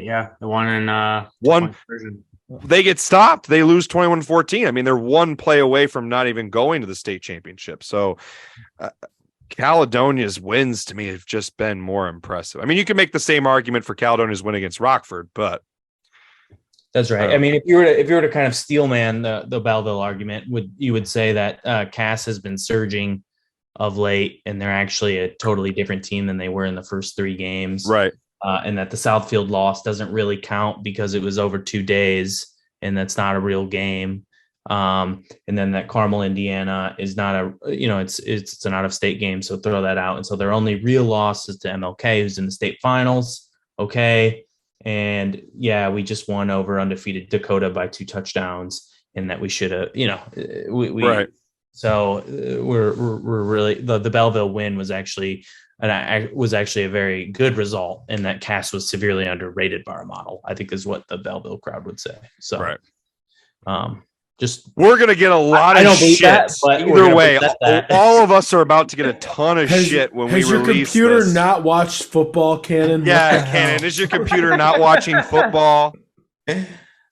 Yeah, I feel like we're making the arguments for like we are watching, we are paying attention, we're comparing teams. I just feel like people, and if we could be wrong, I don't know. Belleville crushes Caledonia. I will eat my words. But. And Brett will eat some wings. I don't know. That St. Francis is not losing to Lumen Christi, Kory. That was a bad pick. Well, you can only do what you can do with what you can do. So, speaking of, let's one thing I should add before we wrap this up here is just as a reminder to anyone who's been following Brett, Kory, and I, along with Goosepoop. Cannon, thank you for your time this year, providing us with your user picks during the regular season and then model picks during the playoffs. We've been posting every week on Twitter and Instagram and most episodes talking about it. We've been picking games of the week and keeping track of who has the right picks and the wrong picks. And then we've been doing it during the playoffs, semifinals. We picked every semifinal game, and now obviously state championship games. We picked every single one as well. At this point, it is a very tight matchup going into this weekend. Right now, Brett is 54-22, Kory is 50-26, and Goosepoop and I are tied 57-19. And right now we have 1, 2, 3, 4, 5 different picks. So there's going to be very likely a clear winner, loser, shakeup between all 5 of us here. At the end of the day, though, I think I have a big enough lead on Kory to not suffer our punishment. So the loser, if you remember way back when, back in August, the decision was that the loser of this contest has to do the Blazing Wings challenge. Live. I don't know about live, but we will definitely record it. We're doing it live. We'll definitely record and share it. And the aftermath be filmed live. Yeah. Yes. It's for that sake, it's good that Vince is clearly going to not lose because that's his every morning. Oh boy. Yeah, that was good. So anyway, just wanted to remind people listening that was the contest there. Cannon is exempt. We just add him in there for fun. So Goosepoop's picks were just for fun. And Tate, we just added Tate during the playoffs. So anyway, Cannon, Tate, we appreciate your guys' time. Thank you so much. Obviously, hope to have you guys on again soon. I got to talk with these 2 guys, but after state championships, maybe we'll text you guys. Maybe we'll have you guys back on if we decide that we want to do all 5 of us again. I really enjoyed the Around the Horn. That was the first time doing that. That was a lot of fun. So yeah, that was a blast. That Around the Horn was a pretty cool concept. I'm glad we did it. We'll have to iron it out a little bit, iron out the details, but I thought it was pretty good. So Kory, Brett, anything you guys want to add here or anything you want to, any comments to Cannon or Tate before we let him go? Yeah, appreciate having you guys on. It's always a pleasure. And this is the best week in sports. You got feast week in basketball, high school football wrapping up, college football wrapping up, rivalry weekend. It's great. Yes, sir. I agree with Bet. Thank you guys for jumping on. May the odds forever be in my favor with these picks. And yeah, great week of sports. Cannon, any last words from you? Oh, guys, this is always great. I feel like we're putting a bow on a magical first full season of the pod. Right. So this is great. Thanks for having me on. All right. As I mentioned earlier, if you want to check out anything Cannon, aka Goosepoop, or Tate Baker are doing with high school football or football in general, please check out the links in the description of the audio and video version of the podcast here to check out their social media and the things that they're putting out. Appreciate anyone who stuck through that. That was a long high school football version of the episode, but please stay on. We'll wrap things up with college football shortly. Hope you enjoyed the Michigan high school football state championship preview conversation there. Very long discussion and picks with Tate Baker and Cannon Dean, aka Goosepoop. If you listen to that entire thing, greatly appreciate you taking the time to check out that entire portion of the podcast, as I haven't started editing this yet as of recording, but I would imagine that was probably an hour of this podcast. We're going to go ahead and get into college football here. It's not going to be a very long segment. We're just going to talk about a few games, mention a couple, discuss a couple, and wrap things up. And then we'll wrap up with the Lions really briefly. Got to mention our lie downs as they're actually on a 3-game win streak, which is very exciting. But before we get to the Lions, we're going to talk football here. College football. Jeez, oh Pete's. College football before we get to the Lions. D3 playoffs. Alma, Scott Nation, stand up, kilt style, baby, go Scots. First Michigan D3 team to win a playoff game since Albion won the national title in 1994. in that 20, almost 30 year stretch. The only MIAA, our D3 conference here in the state of Michigan, the only MIAA team to win a playoff game is Trine. Trine joined the conference, I believe, in the late 2000s, somewhere around 2007 or 2008, somewhere in that stretch. I think they joined the MIAA. Maybe it was a little bit before that. So the dozen years or so before they joined the conference, there was no playoff wins from the MIAA. Since Trine has joined the conference, Trine is the only team from the MIAA to secure a playoff win. And I think they've done it 3 times. I'd have to pull it back up, but I thought at one point when I checked that they have actually, in the last 12 years, that Trine has won a playoff game in 3 different seasons. And 1 year, Trine won 2. Trine, I think, at least one time that I remember, made it to the 3rd round of the playoffs, made it to the Elite 8, to the quarterfinals. But no Michigan team in 28 years for the MIAA has won a playoff game. Alma has ended that drought. Alma beat Mount St. Joseph's, an undefeated Mount St. Joseph's team, 41-21 on Saturday to get to 11-0 for the first time in school history. Best record in school history. I believe it was their first playoff win as well in school history. Brett and Kory, I believe, just told me that I don't think you guys said neither of you got a chance to watch much of the game. I was able to watch most of the game. Was streamed live on YouTube through Alma's athletic YouTube account. I'm hoping to stream live the game this weekend, at least some of it. Unfortunately, I'll be at the state championship games, a couple of them, so I'll have to pull it up on my phone, but I'd like to be able to watch some of the game in between plays or in between quarters if I can. Alma's very explosive. That was the one thing I took away from this game. Mount St. Joseph opened the game up with a 6-point lead, missing the extra points. They're up 6-0 early. Alma rattled off 21 unanswered points in about 6 minutes to go up 21-6. Yeah, about 6 minutes. They rattled off 21 unanswered points to go up 21-6. 9-yard touchdown run, 51-yard scoop and score, and a 1-yard touchdown run. Mount St. Joseph, it was a game of runs. Then Mount St. Joseph proceeded to score 15 unanswered. They had a successful 2-point conversion to make the game 21-21 at half.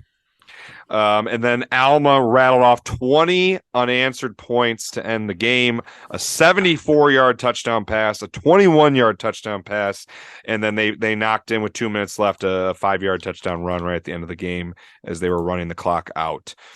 Very impressive win. Their total offense for both teams is actually pretty similar, 446 yards for Alma to 370 for Mount St. Joseph. They both teams did have a fumble, and Alma actually had 2 turnovers to Mount St. Joseph's 1. I do think that some of the explosive plays for Alma were a big factor in the game. Mount St. Joseph had to punt 2 more times. 41 points, pretty impressive outing for Alma. And they've been a team this year that's scored a lot of points all year long, averaging 41 points per game on the season. So they're right at their average this year. So they have to play Aurora. Aurora University is who they will be playing next, who just pulled off maybe one of the biggest upsets in Division III playoff football in quite some time. They beat University of Wisconsin Whitewater, a perennial powerhouse in Division III football. They beat them 33-28 in the first round of the playoffs. The interesting thing about Aurora is Aurora played at Hope College week 1 and lost 38-34. It was a game where Hope, I think, cashed in on several turnovers. If I remember correctly, Aurora turned the ball over a bunch of times in that game. I think we talked about this game earlier this year, and I think that was one of the contributing factors. And Hope, I believe, had to come back. Yes, Hope was down 34-17 and rattled off 21 answered points to win the game. Now, Hope ended up finishing the year 6-4, so Hope didn't really have that impressive a year. And since then, Aurora has won 11 straight games. 10 straight games, excuse me. They've won 10 straight games, crushing opponents in the meantime. I don't really know the conference that Aurora comes out of, the NACC. I don't know much about it. The Northern Athletics college conference. I don't know a lot about that conference. Even going through the teams that they play against, they're not a lot of schools that I am familiar with. Some of them I've heard of, but they're not traditional powerhouses in Division III. So I don't know if you guys want to make any sort of predictions. I think Alma has a pretty good shot. I think they're playing about as well as anyone right now. If Alma had to play Whitewater, I probably would have picked Wisconsin Whitewater. I would argue that Aurora is probably coming off a tremendous high from having pulled off the upset over Whitewater, and now Alma gets to play this game at home as well. I think home field advantage is huge in Division III playoffs. That place was rocking for their playoff game last week. It was a packed house, and I'm sure it'll be packed again as the weather is supposed to be decent this weekend. Any projections? Yeah, just some quick feedback. So Aurora obviously won their conference, currently sitting at 10-1 with that loss to Hope, Concordia, Wisconsin, St. Norbert, Benedictine. Yeah, not a great conference generally in football. So I think Alma continues. I think they win. I think they win handily. And then I believe they play Mount Union after that. So that'll be a great matchup. Or the winner of Mount Union and whoever Mount Union plays. So I think Alma's got a shot to make it to the Elite Eight. Brett, any thoughts on this game? Yeah, I echo everything that you guys said too. I think that the main thing is that it's a home game for Alma, and being in a small community, that community really backs their football team. And I think the weather is supposed to be somewhat decent this weekend. But I do think Alma has a very good potential in that game, and I think that they can win. Wisconsin Whitewater, who Aurora just beat, like we just talked about, ended the season with 3 losses. So they weren't invincible this year, but they do come from a very tough conference. One of their losses was to Wisconsin Platteville, who beat Michigan Tech the first game of the year, 23-13. So they won by 10 as a D3 team over a D2 team. So it was a pretty high quality loss, but I think Alma has a solid chance to win this game. They're a pretty good team from top to bottom. And I'm gonna rescind my statement. I'm just looking at the bracket right now. For some reason, I thought Alma was in the same region as. I was going to correct you. If you didn't mention, I was going to correct you. Yeah. Or weren't they in the same region as Mount Union? I echoed this. I can't remember if it was last week or 2 weeks ago. I don't really understand how D3 playoffs work. D2 playoffs have set regions. So there's a certain. Yeah. There's 4 regions in D2 playoffs where the same teams every year are in that region. And actually, I remember it was about 5 or 6 years ago, they changed the regions. Every so often, they do change up the regions a bit. Because I remember the GLIAC getting moved to a different region not that long ago.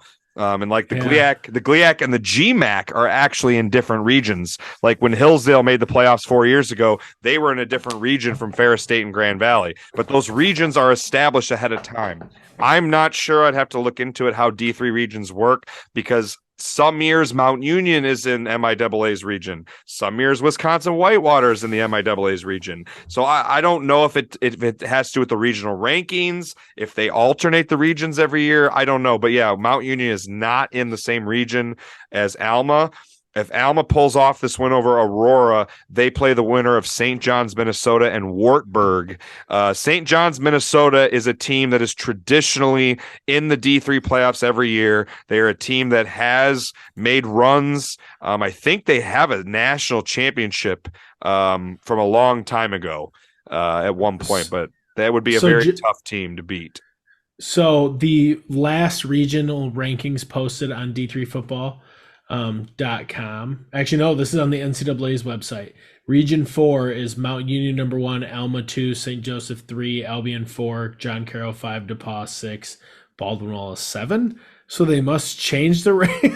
That I was gonna say, I'm like 100% positive Mount Union was in the same region as Alma. So really blows my mind. Yeah. But yeah, so sorry about that. They'll play the winner of St. John's, Minnesota, and Wartburg. So the only thing that I can think of is it has to do something with the automatic qualifiers. That's the only thing I can think of. If you win your conference in Division III, it's an automatic bid.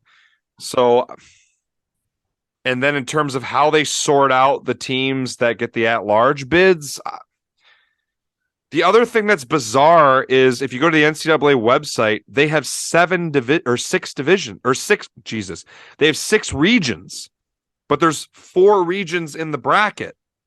Mm-hmm. So, excuse me. So I don't understand how that, like, the Division III playoffs to me is like kind of a unicorn. Like, it doesn't make any sense. It doesn't seem real. It doesn't make any sense in terms of the format and how I don't know. You're telling me a college football playoff doesn't make sense for football? Division II makes sense to me. I have no issue with that. I don't have any problem. There's even some more things. So like Aurora's in Illinois, Mount Union's in Ohio. There's another region with another Illinois team in it that's outside of those 2. I have no idea. I'd have to Google it. I'd have to look up something that details it because I've never really looked into it. I don't understand how their playoffs are, how that works. But anyway, good luck to the Alma Scots. Hoping for a big time win and they can make it to the quarterfinals. Again, they would have probably a very tough matchup with St. John's, Minnesota, who is traditionally a playoff team in D3 that generally is very good. They're not Whitewater. They're Mount Union. They're not North Central. Who is it? Is it North Central? Yeah, who's on the other side of the bracket. If they beat St. John's, they would likely play Mount Union in the semifinals. So Mount Union's right below them in the bracket. So that would be when they would have to play Mount Union if they can pull off the next 2 wins. Moving on to Division II playoffs. Unfortunately, we had Coach Sparky McEwen on last week. We were very excited to see his Davenport Panthers play the Ferris State Bulldogs.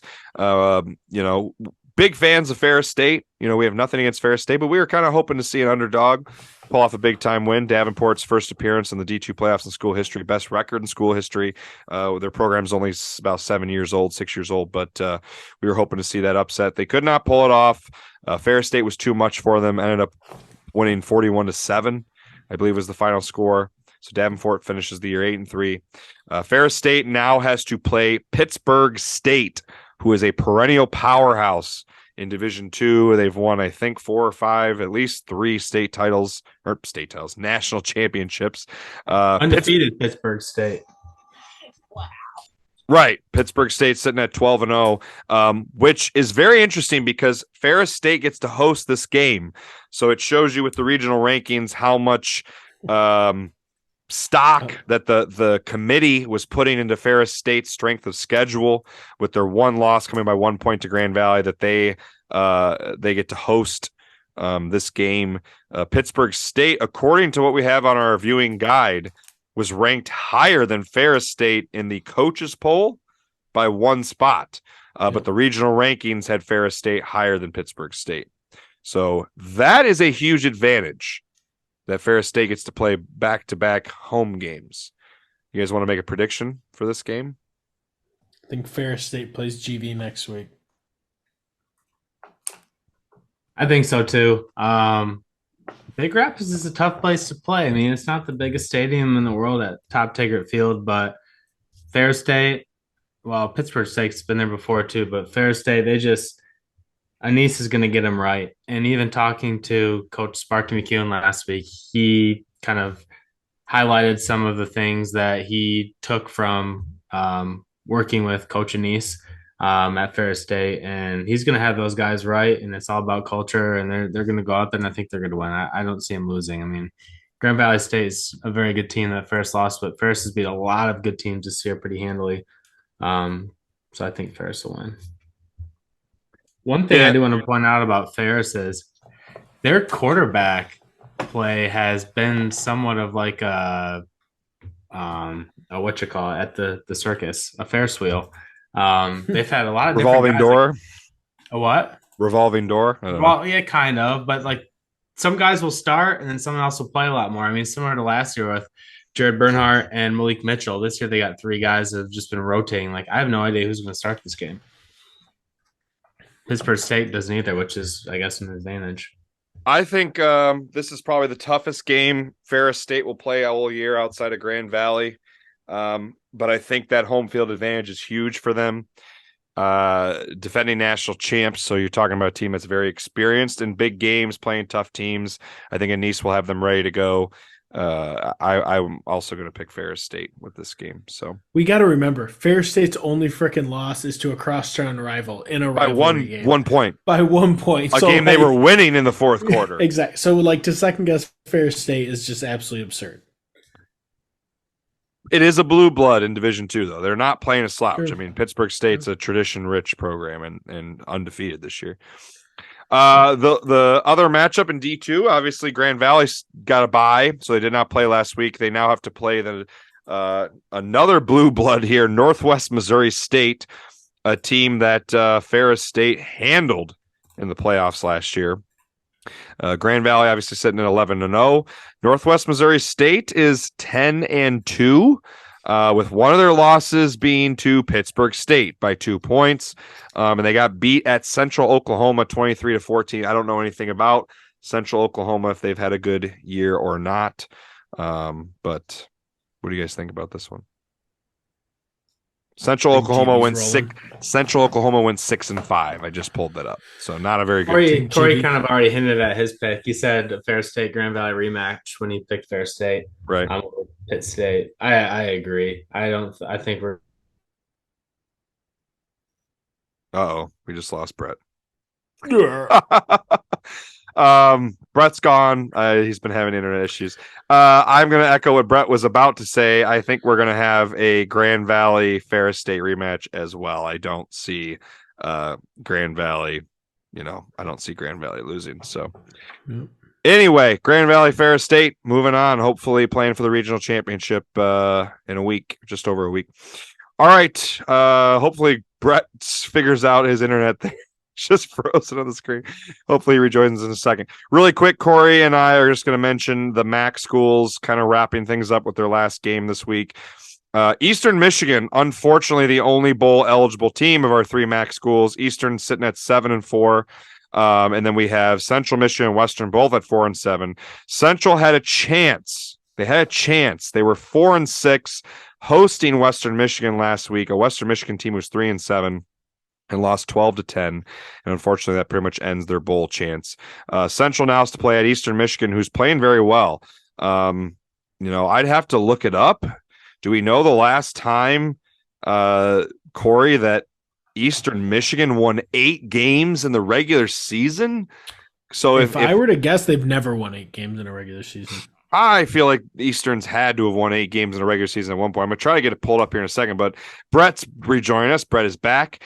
Brett, we were just mentioning with the MAC schools, very interesting that Eastern Michigan has an opportunity to be sitting at 8-4 going into bowl season if they can pull off a win over Central Michigan. The last time Eastern Michigan won 8 games in a season, 1987. They went 10-2. Oh. 1987, they went 10-2. That's the last time. They went 9-2 in the regular season and won a bowl game that year against San Jose State. I think that's their last bowl win. I think it is too. I think you're right. 1987 was their last time to win 8 games, and it was their last time to win a bowl game. That's pretty impressive for starting out 2-2. I couldn't believe it. Last week, they're like a 6.5 or 4.5 point dog to Kent State. Actually, I bet on that game, and I won, too, because they covered and won by 7 points. But not a lot of love for Eastern. But they're playing Central this Friday, which is going to be their loss to Northern Illinois is that's a bad loss. That's a really bad loss. But, yeah, if they win this game, 8-4 will be their best record in 35 years. Yeah, and they're going to be the only MAC school that has a shot at making a bowl game, too, with Central and Western both sitting at 4-7. The best they could MAC Michigan, the MAC Michigan school. Yeah, MAC Michigan. Right. Yeah. What's Eastern at in the divisional standings? I haven't checked that in a while. I have no idea. While you're looking that up, I'll talk briefly on the Central Western Snow Bowl. Okay. I went to. So I got Brett was at that game. My first flavor of Maction last week when Central took on the Broncos of Western in the rivalry game up in Kelly Short Stadium, Mount Pleasant. When I got to the game, I walked into the stadium and I took a picture, and it was snowing so hard that my phone was covered in snow. I've never experienced anything like it. It was such a beautiful scene. And the tailgate lot, I mean, Central's never lost a tailgate. The tailgate lot was packed with students, and they all came in the stadium. And they were there for about the first half, but it was really funny. There was a moment in the game where the announcer said that to the students to stop throwing snowballs, and all of a sudden there's like a bunch of chatter from the student side, and they all just start chucking snowballs back at the western bench. It was pretty funny.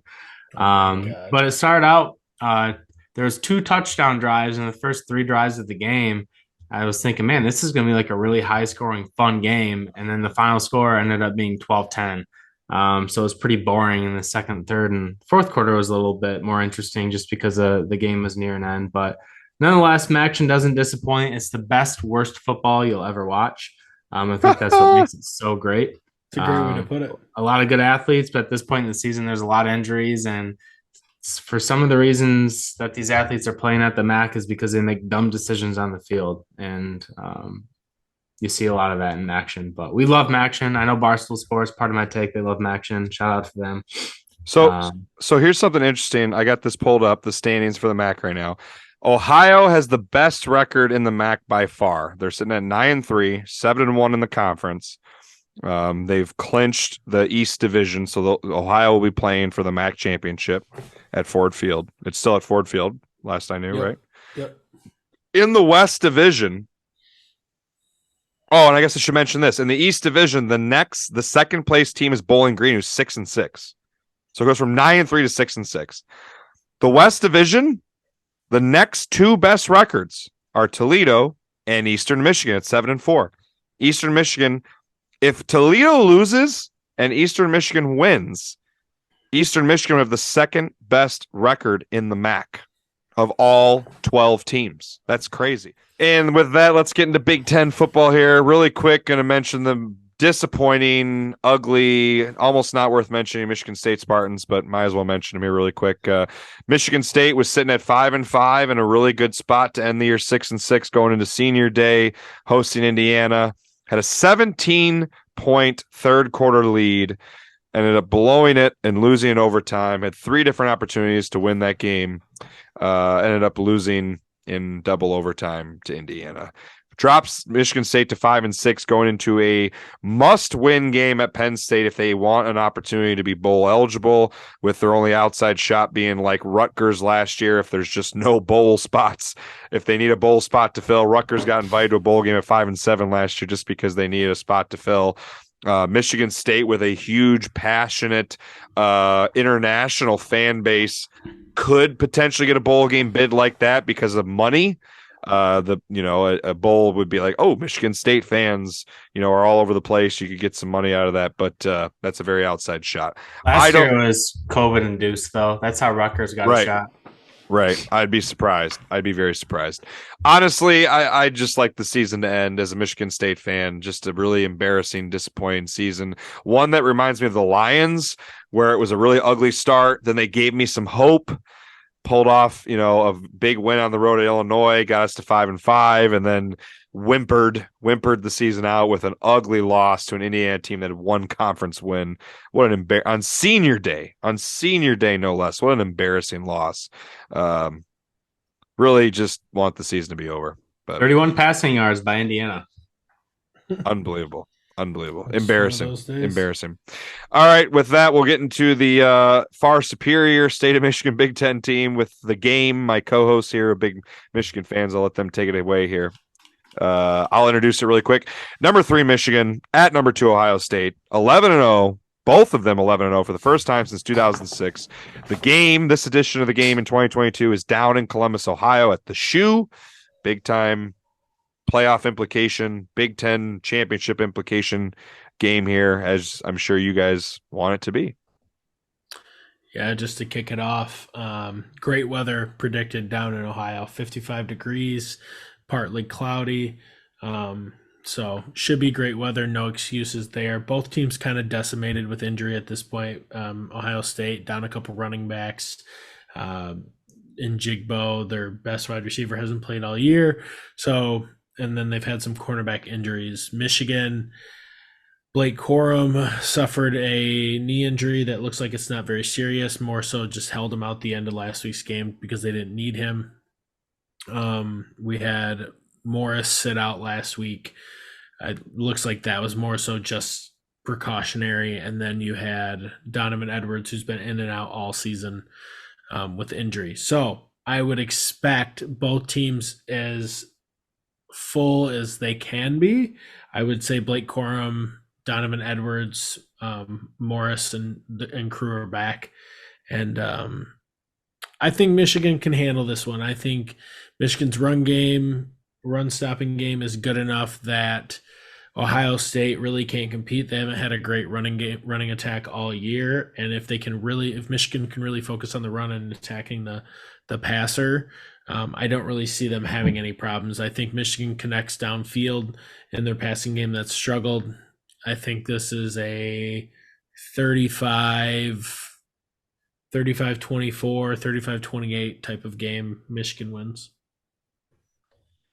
I think the key, both teams have a lot of injuries. It's pretty typical this time of year. Obviously, the key for Michigan is their run game. That's their bread and butter. Can they move the football? I think that in order for Michigan to win this game, they're going to have at least like 125 yards on the ground from somebody. And the key for Michigan is to get after CJ Stroud. A misconception from a lot of people is that CJ can move with his legs. No, he's a pocket passer. He doesn't like to get out and move. And historically, that's where Michigan's gotten burned in the past with Ohio State, with JT Barrett, Troy Smith. The list goes on and on. But if they can get to CJ Stroud in like 2.5 seconds and not give him time to pick apart Michigan's good secondary, but Ohio State just has phenomenal athletes on the wideout. They're going to make big plays. There's going to be a big player too. But the key is to limit the big plays and to really control the time of possession of the game. I think that's Michigan's key to win. Michigan is a 7.5-point dog right now. I actually just placed a bet for Michigan to cover that. Kory said it is going to be good weather. It is going to be good weather, but it isn't going to be good weather if you're Michigan. If you're Michigan, you want Ohio State to have to run the ball just because their passing game is so elite. Both teams had a little bit of a scare last week. I think both teams are looking ahead. I listened to a lot of Michigan podcasts, and that there was very minimal talk last week about Illinois. It was all about Ohio State. So fan base has been looking ahead. This has been a game that pretty much since Michigan beat Penn State and Iowa, people were talking about, undefeated Michigan versus Ohio State. It's in the shoe. Michigan hasn't won there, 2002? Yeah, it's been a long time. It's been a very long time. So they're due for a win, but we'll see. It's going to be a fun game. Looking forward to it. It's the best game of the year. Unfortunately, it happens at the same time as the Caledonia Belleville game, like we talked earlier.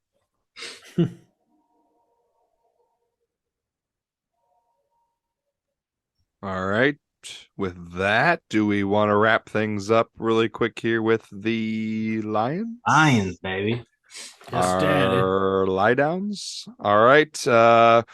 We just talked about this a moment ago before we started recording. The Lions are in a unique.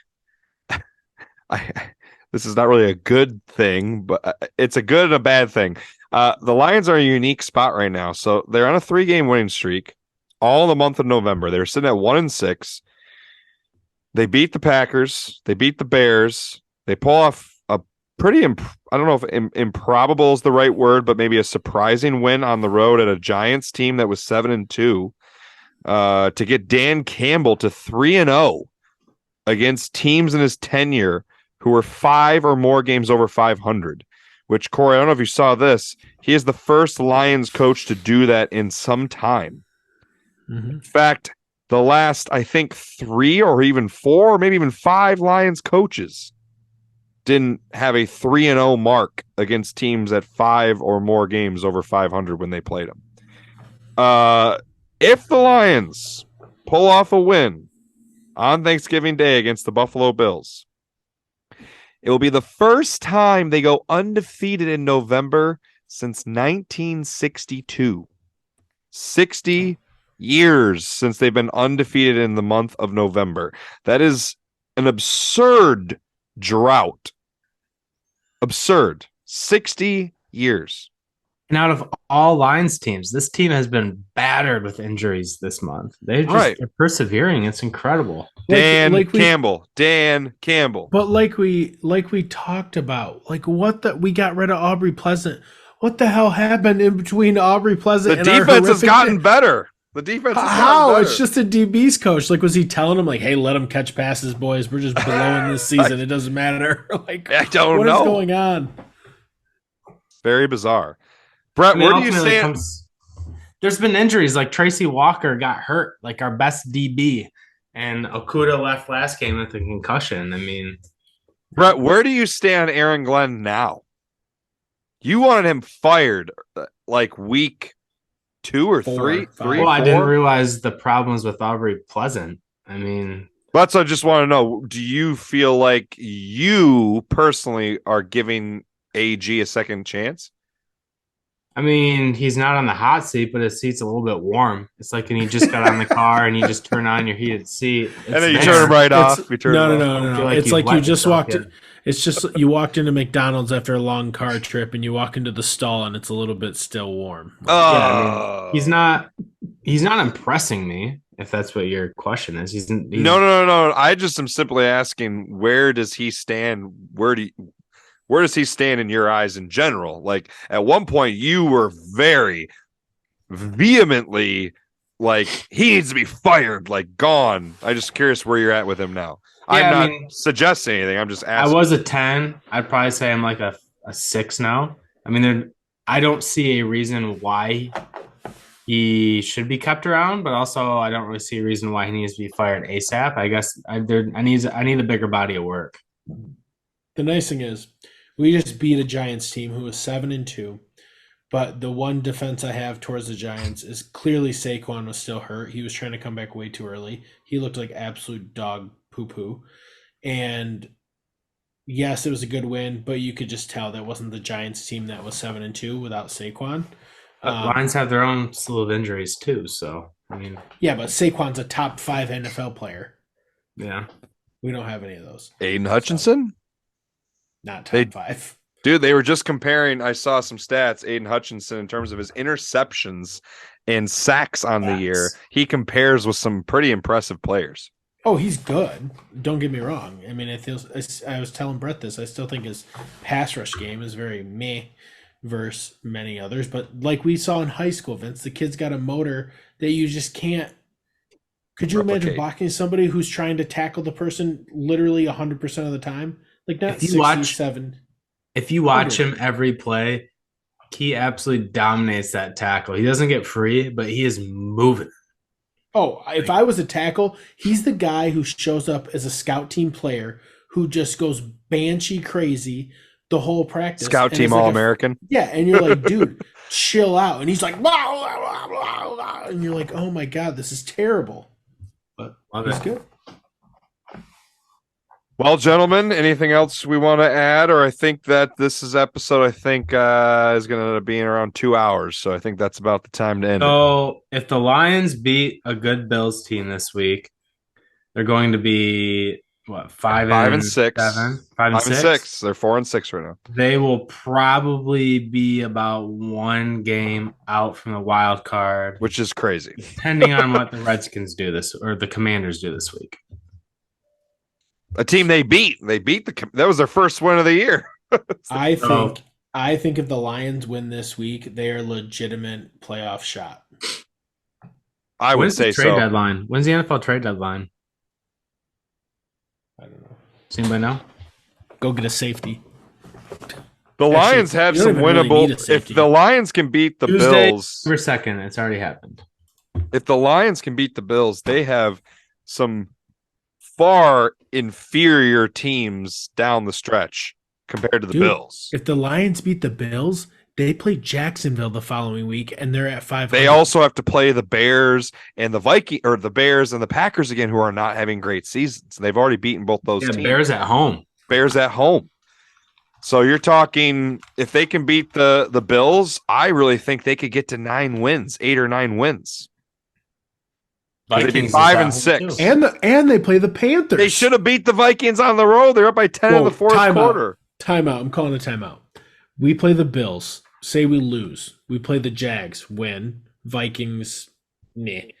Jets. Win. Panthers. Win. Bears. I mean, there's 4 or 5 more wins on the table. We got Jameson Williams in the Wings right now too. They're sitting at 4-6 right now. They're 7 games left. I think they have a legitimate chance at winning 8 or 9 games now. And I said going into this season, whenever we previewed, I agreed. I'm not saying you guys disagree or anything. I just am saying I said if the Lions had a good chance to at the very least get to 7 or 8 wins on this year, definitely double their wins. Now I was not expecting a 1-6 start.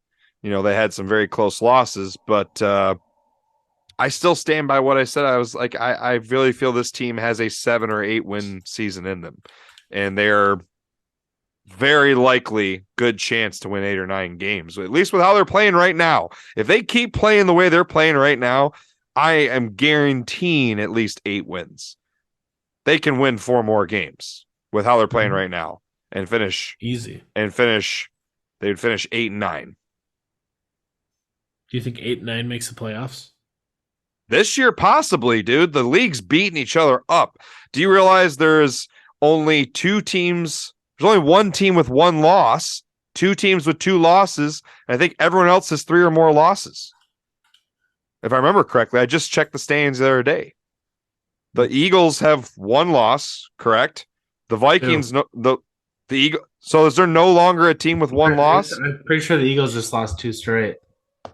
So there's no longer a team in the NFL with 1 loss. Yay or nay? Eagles have 1 loss. No, they came back. They did come back and beat. Okay, I was saying I thought that correct. They're losing to the Colts for right much of the game. So the Chiefs have 2 losses. The Chiefs have 2 losses. The Eagles have 1. The Vikings have 2. Everyone else has 3 or more losses. The league is just beating each other up right now. I mean, you look at NFL standings. I mean, you got teams in right now with 5 losses. Yep. I mean, it's crazy. There's a chance, boys. There's a chance. Yeah. Right now, yeah, you got teams with 5 losses making the playoffs right as of right now. I mean, there's a chance. Some things would really have to fall their way, but there is a chance. They got to keep playing how they're playing and just win. All right. Anything else you guys want to add? Otherwise, I think we got to wrap this thing up because this is going to be a long episode. Wrap it up. It's time for Thanksgiving. If you enjoyed what you listened to, please make sure you check us out on Twitter at GLSFBall. Follow us on Instagram as well at Great Lakes State Football. Please make sure that you subscribe to us on YouTube if you like the video version episode of this podcast, Great Lakes State Football. Add us to your Apple or Spotify or any of your favorite podcast stores to your library, Great Lakes State Football. Make sure you check out Tate Baker and Goosepoop, aka Candine, aka Goosepoop. We have all the links to their stuff in the description of this episode. Please make sure you also, if you are interested, check out NeuroPeak Pro. In the description of this episode, you will find the 20% off code for the Intel belt for NeuroPeak Pro, our affiliate sponsor, a company that is basically groundbreaking in the field of breathing and stress management when it comes to sports. Kirk Cousins, Jordan Spieth, Jake Moody, field goals like Jake Moody, buy an Intel belt. Jake Moody, a lot of big-time athletes. They're really getting into football. Golf has been one of their primary, a lot of professional golfers have been a primary focus, but a lot of football players getting into it as well with breathing and stress management and anxiety, an aspect of the field of sports training that has been, not something that a lot of people are focusing on. It's very groundbreaking. So check out that code for their Intel belt. It's a pricey product, but it's a product that if you are a coach looking for an advantage for your team, or maybe an athlete, an individual or family who has some money that you could spend, our code gets you 20% off. GLSFB is the code, but if you click the link in the description, it will automatically take you to that discount. I am Vince, Great Lakes State Football, episode 39, with Brett and Kory co-hosts. Guest Tate Baker, Goosepoop, aka Candine. Go Green. Go Chargers. Go blue, big week, baby. Go blue, go Lions. Go Lions!